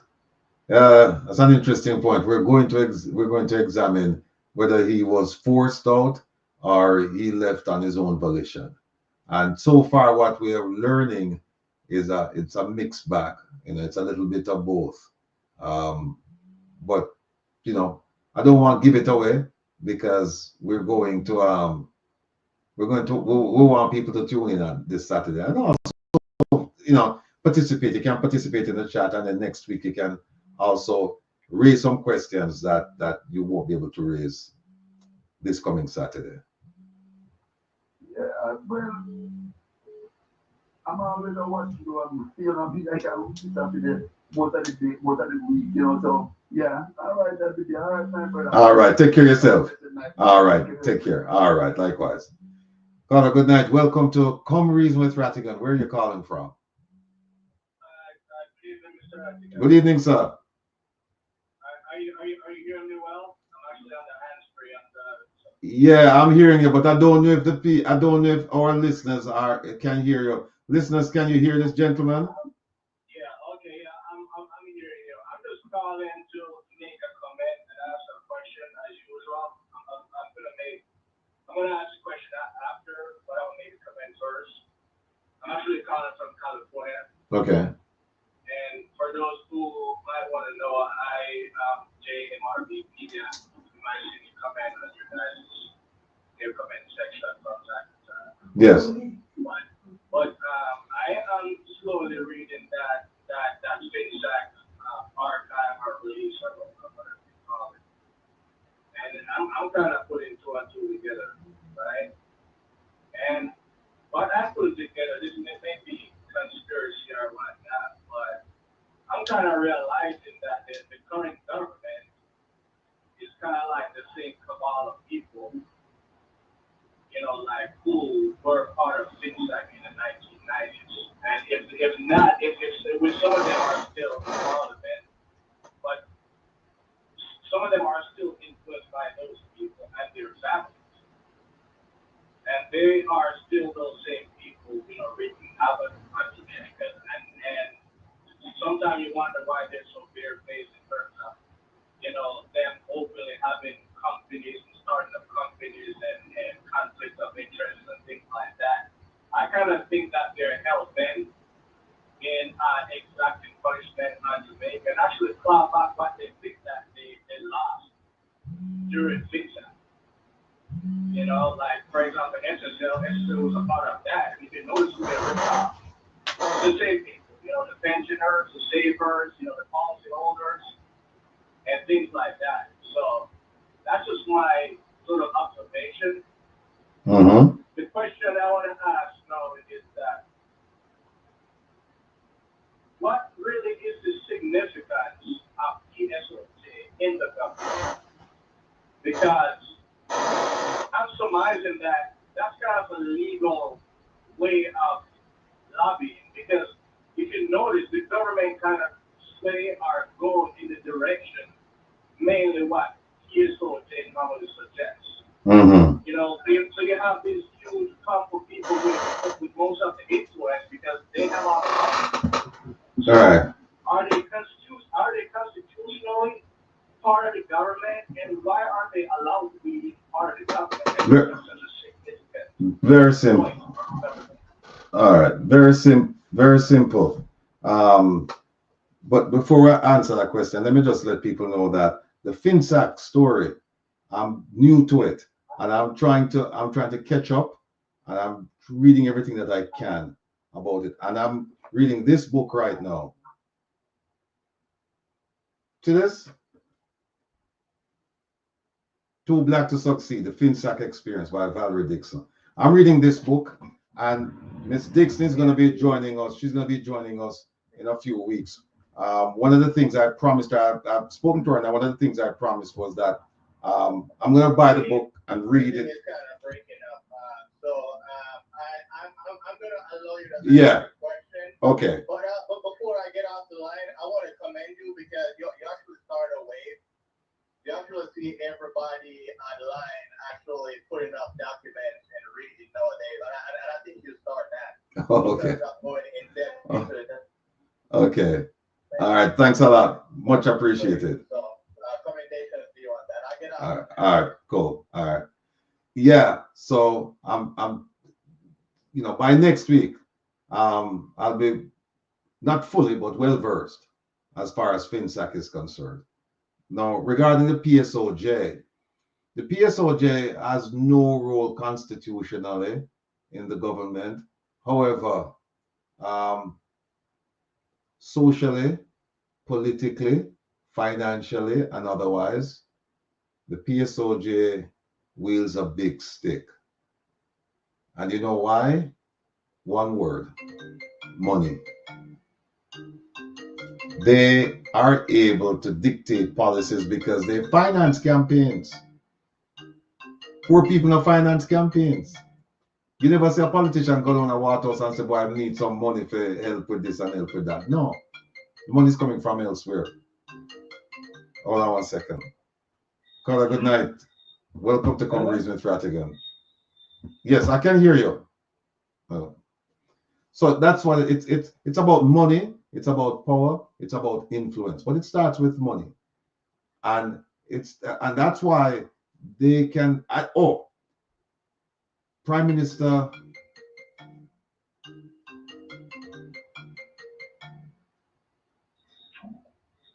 Hello? Yes, caller, go ahead, please. Welcome to Come Reason with Rattigan.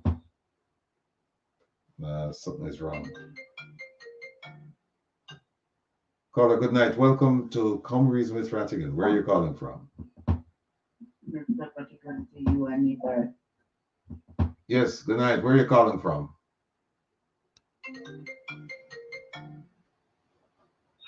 Yes, caller, go ahead, please. Yeah, one question. Is enough admission facilitate greater access to legal service? Is it what? Sorry, I didn't get the question. Something is wrong here, folks. But getting back to the PSOJ piece, it's all about money. They finance elections, and so when you can come out of your pocket and you can finance a politician's re-election or election, there's a favor owed. And so as a result of that, you can dictate to politicians what the trade policies are going to be like, what your economic policies are going to be like. Because at the end of the day, you're the one financing that position, that person's occupancy of that position. And we shouldn't forget that when the day after Prime Minister Holness took office in 2016, you know who he met with? He don't meet with poor people. He met with PSOJ members. Caller, good night. Welcome to Come Reason with Rattigan. Mr. Rattigan, good night. First time on your program. Oh, thank you. No, man, something wrong here, so. Come on, then. This is not the callers, because people are called from all about and they might get cut off. So I don't know what I go on here, so, but the wires them look fine, so I don't know if this is sabotage.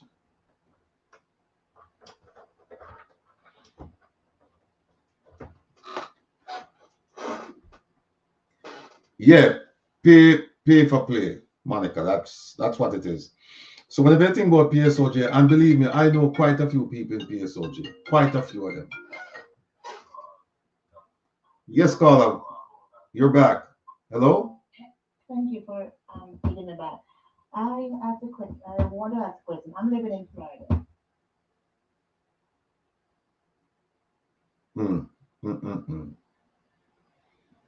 Something like that,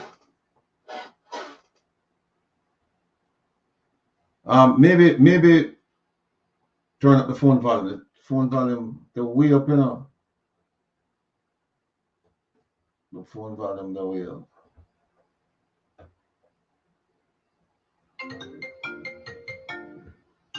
Carl, I'm sorry. We keep getting disconnected, but I think it's on my end. See that gone again.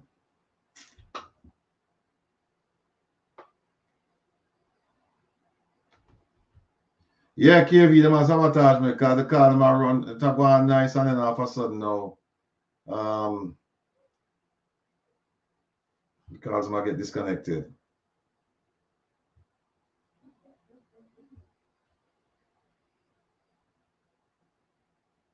Yeah, but see the book, yeah? When you go out and buy the book, you know, see it, go buy the book and read it. So when we start talk about the things, everybody will understand what I'm going on. Hold on a second there. Yes, caller. Caller. Hello? Hello? Yeah, I don't know what's going on. It's my. If we get disconnected, you can just put the question in the chat, please. Turn on the system, please. Gone again.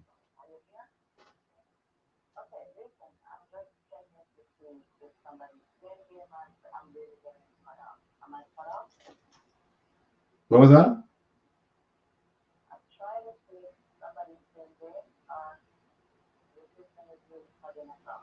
Yeah.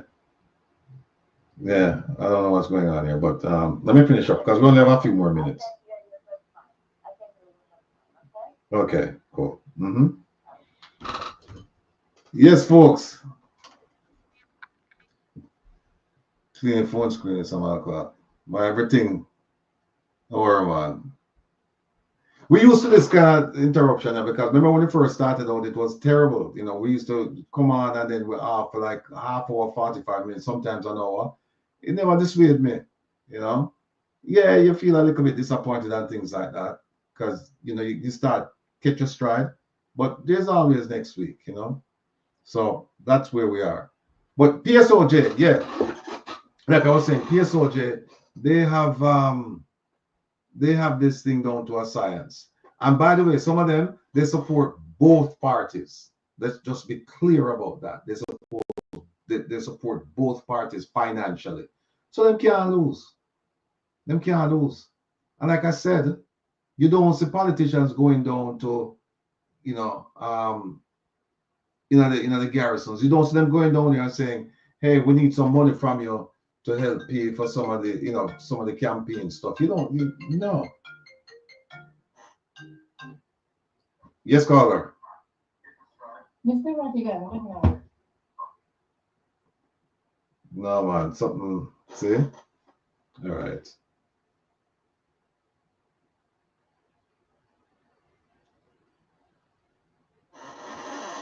All right. Here's what I've done. I've turned off the phone. So what I'd like you to do, if you have a question, just throw it in the chat, and because this is it's distracting, and obviously something is wrong, and it's something that just went wrong because we were talking on the phone and we didn't have any problems before. And the couple of times, the first few times that we got disconnected, I thought it was the other person's. The issue was on the from the other person's side, but it's clear that it's my side because I'm getting calls from a whole bunch of people from different places, and we're still being disconnected. I'll turn it back on. I'll take one more call, and if we get disconnected, then we'll just call it a day, and then we'll just, as far as getting questions or comments via phone, and then we'll just go to the chat. Is enough being done to facilitate greater access to legal services? Where? Ashton, where? Try calling them back. All right. Let me see what I'll go down here.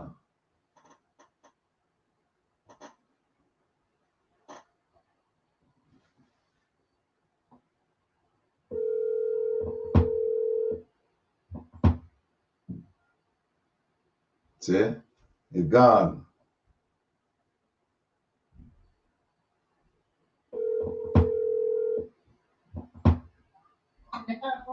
Yeah, I'm trying to call you back, but again, we're having problems. Oh, I'm here to clearly, Mr. Rattigan. Yes, go ahead, please. See there, gone. All right, turn it off.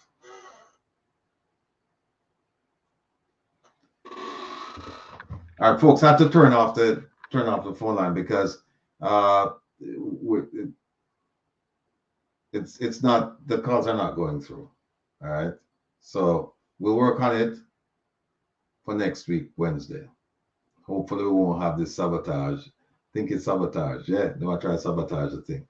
But anyway, go ahead with your questions in the chat, and we can deal with it. Is enough being done to facilitate greater access to legal services? Yeah, Ashton, I don't know. You're talking here or in Jamaica? Talking overseas? No, KV, when they said they're blocking calls from Jamaica, they may very well be doing that because, you know, they have the Pegasus system. But the calls are not only coming from Jamaica, they're coming from within the United States, and they're still being blocked. I don't think they'll be able to do that with calls emanating from here. But, you know, technology, anything is possible. Or the country's justice system in Jamaica is enough being done. No, to greater access to legal services. No, what you have a restricted access to legal services. You know what poor people we know who can't get them have to just make them rights just wither away because them can't get a lawyer to deal with it for them. A lot. And yet still we hear about CMOC saying that they're trying to, you know, expand the judiciary. They're trying to do this, they're trying to do that. And we don't see them get big salary the other day. But the salary wasn't enough. The DPP's office, I think they got what? 20% increase. Very paltry sum. They got 20%, and then they're overworked. And no wonder they can't prepare. Some of them cannot prepare the cases, you know, properly for trial. And so a lot of people who otherwise would have been found guilty, they've been allowed to walk free. Paul Chen Young and Company was sold for $1 Jamaican and became Stock and Security Limited, aka SSL. Not sure about the money, but I know that it Paul Chen Young and Company was it became SSL. Not sure how much what the financial situation was that caused it to go from Paul Chen Young to SSL, meaning how much money was paid for it. Not quite sure. See the Don James, no weapon formed against Rattigan on the program will prosper. Same so. The one chat like, y'all can't stop Rattigan, so relax. Yes, Celine, big up yourself. See a question right here. Rockwell, unfortunately and paradoxically, the diaspora via remittances are accessories to the PSO, Oppressive Stranglehold on the country. To some degree, yes. And we've said that people don't send no money to Jamaica in December. Do not send any money. If you send food, and you need to start now, by the way, and with the barrels them. And if you have money to send for grandma because her medical condition or whatever, she have to get some tablets or whatever, send some money, send the money now. But for December, don't send nothing. Please, don't send no money out there. We could see if them can function without us. Because tourism now help them. Them claims them get, well, you know, whole heap of money, 3 billion, in excess of 3 billion from tourism. And we know that is only something like 1.2, less than half, end up in Jamaica. The rest of it in a foreign bank accounts. We already know that. So, and the two major sources of foreign exchange, remittances and tourism, not exports. Not exports. Not exports. Could it be SSL was renamed in total primary salary involved JP, so he was aware of the things like that. Hey, this whole thing here, I'm telling you what the Prime Minister has done foolishly is to keep the story going, is to give it legs. Because I think this story wouldn't have been dead, but it would have been dying. But the fact that he went and he sued the IC It's just a terrible, terrible move on his part. And here's the thing. Whoever loses is going to appeal. And by the way, guess who's supposed to represent SSL? Sorry, not SSL, the IC. It is supposed to be the Attorney General. Who's the government attorney? Who is the one who give blessing upon the law before it's sent to the Governor General for his assent? Because as you know, no law can become law. No bill can become a law in Jamaica unless the Governor General signs off on it. But not only must he sign off on it, the Attorney General must sign off on it before it goes to the Governor General. I know the government is or the Prime Minister is actually suing the government, and there has to be an appeal. I'm sure that if the Attorney General doesn't want to appeal this, you'll have something called Friends of the Court. Other people, civil society, they will file a lawsuit. The opposition will file a lawsuit or file the appeal. There is going to be appeal, and if the Prime Minister, if they bring out the case next month, he has to appeal. He must appeal.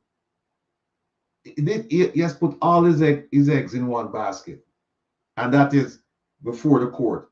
Because I believe that he knows FID is going to dig and find up all kinds of things. FID is going to find all kinds of things, not only in Jamaica, but overseas as well. And as I've said before, FID, please speak to Dr. Nigel Clark and speak to the CG, Alcian Roach. I can't remember her married name, the double barrel name. But the CG in New York, speak to her, because they may have information that will aid the investigation concerning the Prime Minister's finances. Just ask them. Just ask. But of course, Wilson, thank you very much. Alcian Roach Wilson. But remember that when they must remember that when the questions are being asked, they will be prefaced by, if you tell with a lie about a material fact, you're going to prison. So they're both here. So if when investigators show up and knock on that door, they have to answer it. It's not Jamaica. They have to answer it.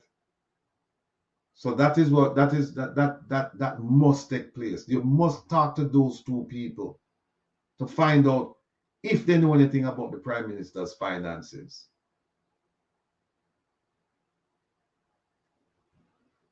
And I think we're going to get some answers, because once you start telling people at that level, once you start telling them that, listen, you look on prison, you know, they will cut a deal.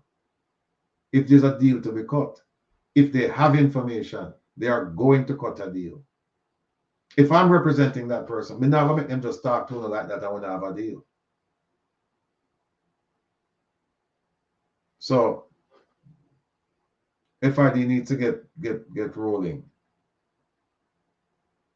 And some people would argue that they're already rolling, because you know the referral was made a while back, several weeks ago. Oh, by the way, people, Prezi, the one I want to know, Prezi, right? Let me mention something about Prezi. I don't know if you might listen to me, I know. But Prezi have a function. Prezi have a function this Saturday. Let me get it up here. Hold on. Bear with me there.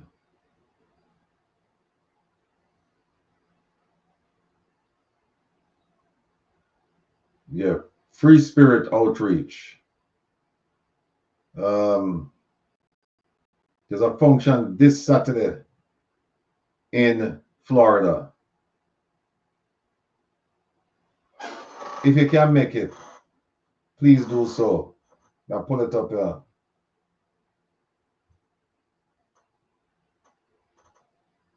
Yeah, see that? Yeah, there's an award community service.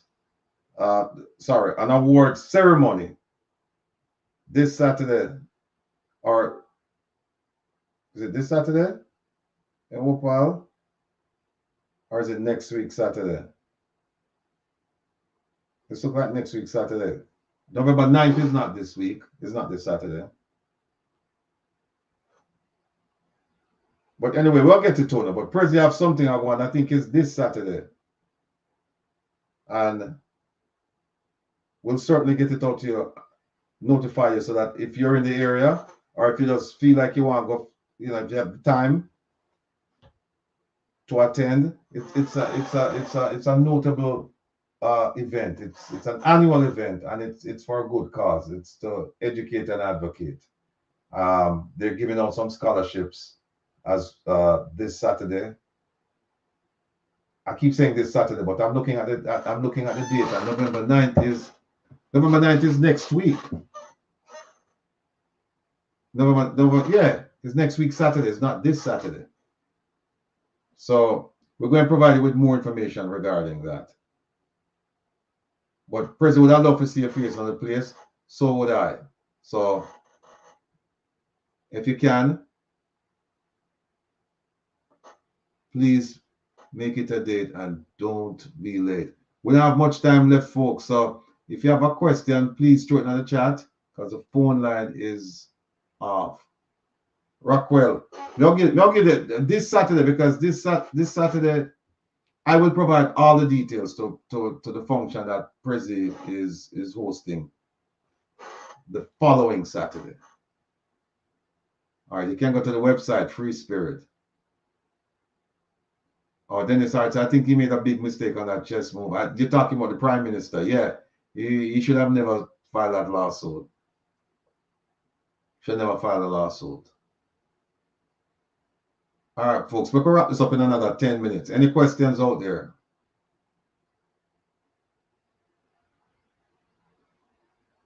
Any questions?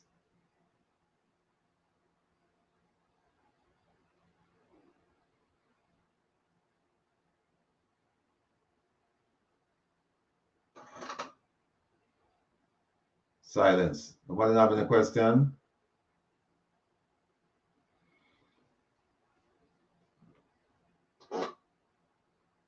Yeah, was renamed in 2006. Yeah, the thing about SSL and the thing about ADMAT is that we don't know where the money came from. We don't know. We just don't know. Kokichi will Dalrymple be tried or cases before the court right now. There was a shortage of judges the other day, and they couldn't get to the legal matter. There were supposed to be some filings, but they couldn't get to it. So I'll keep you posted on that. Did Usain Bolt get back his money from SSL? No. And what happened with him was his lawyer in January of last year gave SSL 10 days to pony up the money or otherwise. And the otherwise not come out no.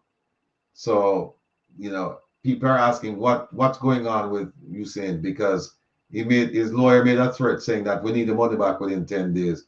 And it's gonna be wait a minute. It's gonna be 2 years. It's gonna be 2 years next year January. Do you think that his lawsuit opens up to be deposed? Absolutely, Rockwell. Absolutely. And see, that's one of the problems with this thing is that when you file a lawsuit like this, right? At some point in time, you're going to be, I remember, no, the other thing too is that you already have a statement. You already have an affidavit, a signed sworn affidavit. And so you have to be careful because no, you have to stick to the script. And whatever mistakes inside of that signed sworn or misstatements in that signed sworn affidavit, you're going to be held accountable. So, was NHE money returned from SSL? I'm being told that the government received the monies that the government deposited with SSL, that it was in a separate account from the regular depositors, and so the government didn't lose any money. But again, we've heard so many stories that you don't know what to believe. Court should not give him standing. He's trying to subvert the very law he passed. Well, he didn't pass. Well, I see what you mean. And we have to be careful, because the law that he's asking to be for the court to repeal, that's Section 14, subsection 5 of the Corruption Prevention Act. It's not the Integrity Commission Act. The Corruption Prevention Act was passed in 2001. The Integrity Commission Act was passed in 2017. So if you're talking about the Corruption Prevention or Prevention Corruption, I can't remember the order, Act, that one, he was in Parliament just 4 years. I think he got there in 1996. The law was passed in 2002. Yeah, 2000. So I'm asking for the record to see what comments he made, if any, regarding it. But when people say the law that he passed, they're referring to the Integrity Commission Act, which was passed in 2007. Well, it's called the Integrity Commission Act of 2017. That's the one they're referring to. We should leave Bolt with his jail. I don't know, Mr. Bolt. I don't know his political affiliation, so I won't address that question. And even if I did know it, I wouldn't make any comments regarding that. Can Bolt's lawyers now get crack at the PM as well as call Nigel Clark to testify? Depends on the action that they're filing. If it has to do with SSL, they could call him because he took some money out, so they could probably call him. I don't know if the court would allow it, but they could certainly call him to find out the circumstances under which he took out his money, and others, their money remained there and just disappeared. So I don't know. With the gap, with premise case be tried behind closed doors. No, and I'll tell you why. Because remember, the report has been tabled, and once it's tabled, the gag order is no longer in effect. So they can talk about the substance in open court. What else? Usain Bolt needs to get better advice then. Yep, not only him. The whole of them needs to get better advice. But here's the thing now, where I sit. I can see where a whole bunch of mistakes being made. But it's one of those things where from afar, if you're not involved, you can see what's going on. But it's possible that I could be involved and I wouldn't see the things that I'm seeing now. So it's just one of those things where if you have advisors and they're close to you, sometimes you're better off get an independent advisor, somebody who can see the thing from afar off, somebody who's not close to you and they're not close to the facts, because then, if you're with the Prime Minister day in, day out and you're his advisor, you tend to see things the way he wants you to see things. But if you're somebody who's brought in to say, examine this independently, objectively, your views sometimes are a bit different than people who are close to him. So I'm not claiming to have any special knowledge, except to say that I'm doing this based on experience and distance. I'm not involved, so I can look at it without any persuasion from anybody who's involved. And so I'm seeing a lot of mistakes being made. And you have to ask yourself the question, why aren't they getting advice from somebody looking at this from a distance? Not me, because first of all, now listen to me, because I'm being told that he don't really care about me. Well, that's fine. That's okay. You know, lots of people don't care about me and tell them take a number and join the queue because it's gone around the block. So that's how we function. Let me see what else. With all the mess going on, why the GG doesn't take action? Good question. Good question, simple answer. Because the GG is a rubber stamp machine, and he's a scissors expert. He's very good at cutting ribbons, and he's very good at just rubber stamping things. But he doesn't have to be because of the Constitution. It gives him a tremendous amount of power. You know, the Prime Minister can call the GG can call the Prime Minister right now and say, listen, I need you to come over here and talk to me about all the things that's going on with the government. And the Prime Minister has no choice. He has to go and he has to brief him. And then the GG can give him advice. But it's not happening. It's not happening. So, you know, that's where we are.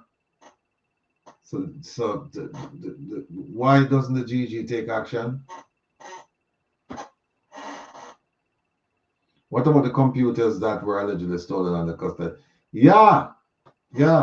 How can you have a crime scene and you have people contaminate the crime scene, but not only contaminate the crime scene, but steal things from the crime scene? SSLs are crime scenes, one big crime scene. And one of the biggest mistakes they made was when they said, no, we have to keep the people, we have to keep some of the workers here to show us, you know, how to get around some of the accounts and you know, to use the computers and all this nonsense. No. So I know that's gone. So, you know, you see where you see where that case is going. I hope you see where that case is going. Just like some of the other major cases in Jamaica, you know, because you're going to run into a statute of limitations problem, meaning that you have a certain amount of time within which to bring the case, and if you don't bring it, then it gets thrown out. So you're going to run into that, or you're going to run into something they call abuse of process, and that's a nebulous term. It could mean anything, you know. It could mean that they feel like, oh, this case has been going on for too long, where you don't have a statute of limitations, you know, where you don't have a time limit like a corruption case. They could bring us an abuse of process. I said, well, this thing happened a long time, and you know, we have to look for witnesses and this and that and that, and no, you know. In fact, that was the legal theory that the corruption prosecutor used last year when she decided not to prosecute the people who were involved with the Prime Minister in awarding contracts to Westcon Construction. If you remember, she said that there was evidence that these people committed wrongdoing, but that she's not going to prosecute based on abuse of process. So, you know, it's not looking good, folks. It's not looking good. And today I spoke to a dear friend of mine who's intimately involved in business in Jamaica. And what I'm being told is that things are going to get worse. Things are going to get worse between now and the end of the year. Things are going to get worse. Does the cross corridors have businesses in Haiti? Also, are they involved with United Oil and Gas Explorations? I have no knowledge that they are. I'll ask around. Opal, write down a question for me now, please, and then we'll just make some calls and figure and find out if the cross corridors have any connection to businesses in Haiti.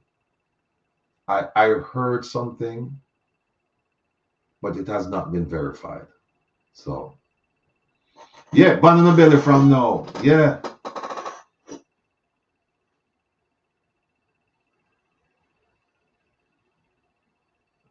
The problem with the tropical tour, the problem with there's a big problem over at the DPPs, the ODPP, Office of the Director of Public Prosecution. There's a big problem over there.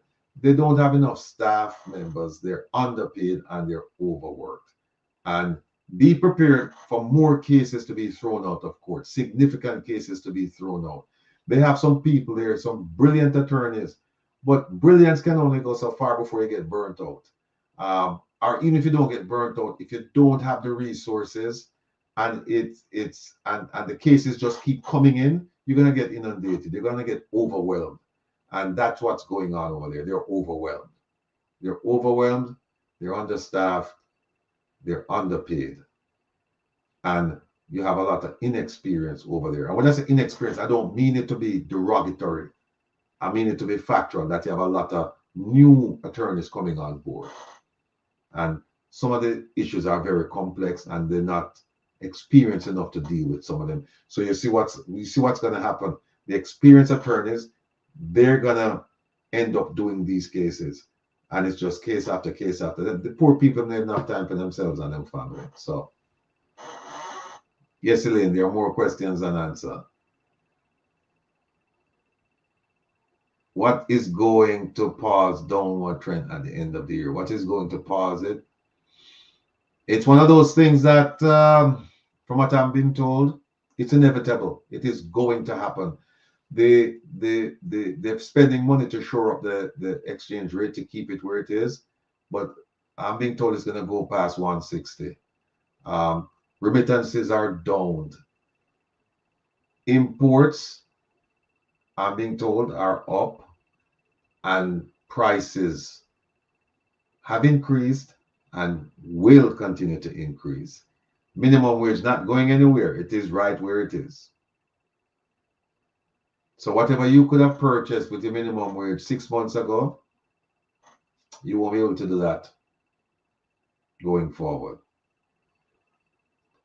I love my chair springs. No, you know what? On a light note, a very dear friend of mine, Cora, big up yourself, Cora. Cora said, no, make the chair stay there because the chair actually reflects what's going on behind you. No fix. You know? No fix. And that is why I'm sitting here, to try and get things fixed. So you have to make the chair. I can understand, say, you know, this is symptomatic of what's going on all over Jamaica, but particularly the poor neighborhoods. Nothing to get fixed. Where's the prosperity? Norman Hanson asked. Well, I wish I could tell you. Does Bank of Jamaica have money to buy gold bullion so much against the world foreign exchange? No, Bank of Jamaica have reserves, and the reserves are actually determined by IMF and other institutions. So you have to have a certain amount, because what that tells them is that you can pay your debt. And it's all linked in. Somebody like Ralston Hyman, can do an outstanding job. I'm just scratching the surface. But essentially, when you have the reserves, they make sure you have the reserves because they're saying that you can pay your debt, because that's all they really care about. And what that means is that you have austere measures. It means you have to tighten your belt. So certain things that the government used to provide for poor people, they will no longer provide for poor people, so that they can put the money in the reserves. And that way they can stabilize the dollar, the Jamaican dollar. Because once the international lenders then figure that you can't pay your debt, then guess what? Your credit rating gone out the door. And once that's gone, then people, they will lend you, but they won't lend you at some exorbitant rates. They're going to lend you at some rates that's just unsustainable. You can't make them payments. And then after that, you have to keep renegotiating. And then you have people like the Chinese who come in, and they come in with cash. And then when you can't pay, what the agreement, them say if you can't pay, then we'll take this piece of your island, or we'll take this government business, or we'll take that, or we'll take, whatever it is.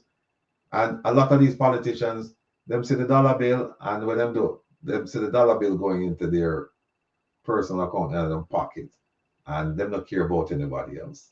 It's all about self. All about self. So we have 11 minutes. We're about to 11. So Jamaica is in a bad state, people, regardless of what I'm telling you about, 20 quarters of growth. Nonsense. Ask your family members if they're experiencing any growth. No. Well, if they say yes, it's growth in sufferation, but not real economic growth. No. And people in Jamaica are making money, but not the people in where we know. Not the people in where we know. Don, thank you so much. The Bank of Jamaica pumps foreign currency and the local market show up to Jamaica. That's true. Because they have to shore it up. Because if I'm telling you, if that thing got past 160, big problem. Dorrit, when you say favor going to make a 360 turn, a 360 turn is as you were, A 360 turn is as you were. So it's when you start out, all right, let's say you end up back. So the 360 meaning that you don't now get done. Remember, favor stop Bun and Bag Jews from going to school. Yeah, growth only in the 28 bank accounts. So you're right, Norman. And Jamaica doesn't produce. Jamaica does not produce. If you look at the exports and look at the imports, you see that there's a trading balance and there's a deficit of, I think, like, I don't know, 3-4 billion. So yeah, growth in poverty. So the remittances, if they don't get remittances, dog damn them supper. But here's the thing now, before we leave, folks, here's something that I really want you to get in your cranium. While we're calling for politicians to leave office, to resign, unceremoniously, in disgrace, we're asking for them to leave. We must not only ask for them to leave. There's some other things we need to ask. We need to ask, when will the trials take place? Where will the trials take place? Because some of them have to go to prison. And another thing, when will the money be repatriated to Jamaica if it's outside? And if it's in Jamaica, when will the money be returned to the public coffers to be used for its intended purpose, to take care of people, poor people primarily? Those are the things we must be calling for. Must be calling for them to be publicly disgraced, for them to be arrested and charged, for them to be tried, hopefully convicted, for them to go to prison, and for the money. It's not enough to say, make them just resign and walk over the money. Resign and walk away with the money. No, that's unsatisfactory. That's an untenable position. We have to start someplace.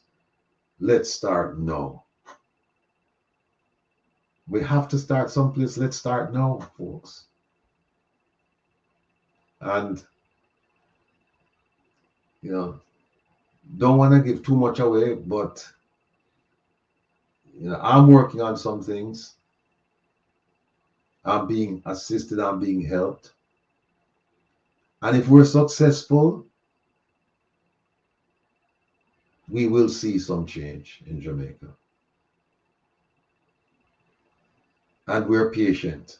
We're very patient. We just say, look, it may not happen tomorrow. It may not happen the day that we do what we're doing. We complete, our plan. It may not be that day. But we're willing to wait and see the results of our efforts. And we believe that with the blessings of the Almighty and with the dedication and the strength and the fortitude of the people that we're associated with, that our goals will come to pass. And our goals are, again, put people in a prison, have people resign in disgrace, put people in a prison, bring the money back to the public coffers. And that's my solemn promise to you. Every single day I get up, I spend so much time doing this kind of stuff, researching, writing, all that, and I love it. I love it. What assistance or role should the greater diaspora should be doing to help? They should be doing this. But you see, what somehow we licky, and we nyami and we beggy, and we want to go to the cocktail parties, we want to go to the highfalutin events, we want to be seen. We want to be seen rubbing shoulders with some of these crooks, right? And we want perks. It's all about self. It's all about self. No, we're not a homogeneous group. And so people have differences in terms of how certain things should be done. But I think that we're all, not all, I think most of us are committed to the idea that there has to be a change in Jamaica. We cannot continue the way we're going. We cannot. And so we now have to awaken the sleeping giant, which is the diaspora. Because we're fractured, we're splintered, and we don't have enough people awake to the issues. A lot of us were still sleeping. We're not awake about in terms of what's going on. So, my work is cut out for me. I have to do the outreach and get people involved here and in Jamaica. We understand that there is a fear factor in Jamaica that you can't do certain things because they have certain technology where if you come out and you say certain things, they'll find you.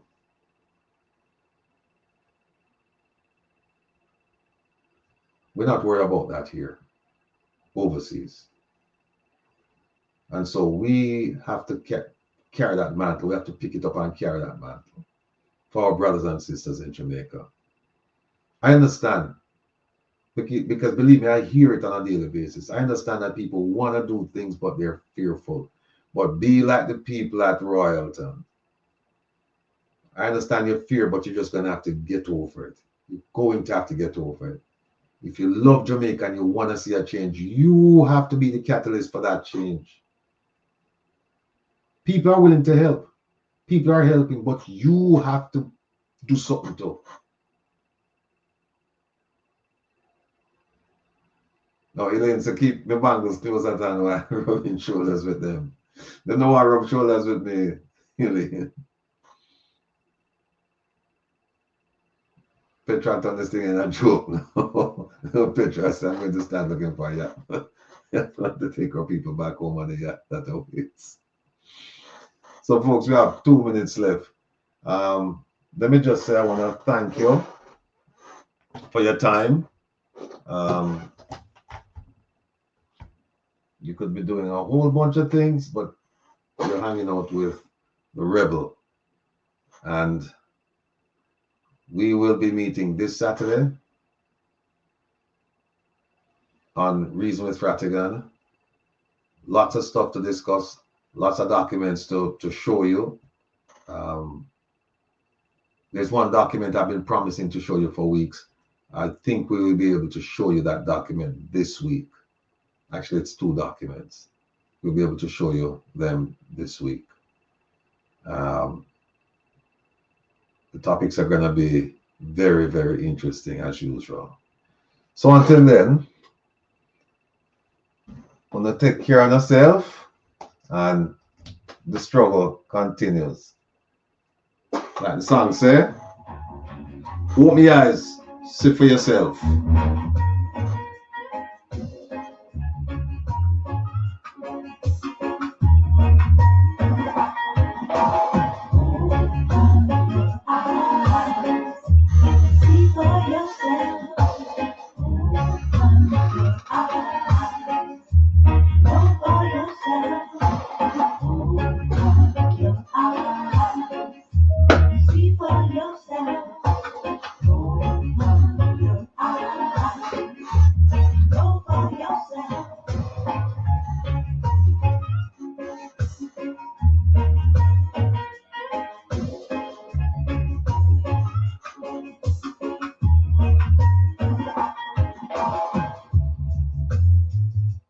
Dubwise.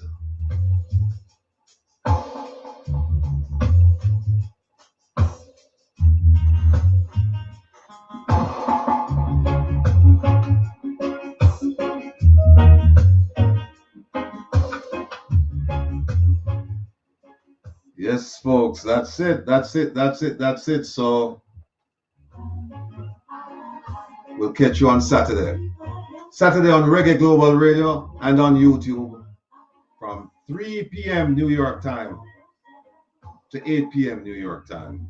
Until then, take care of yourself. Be well.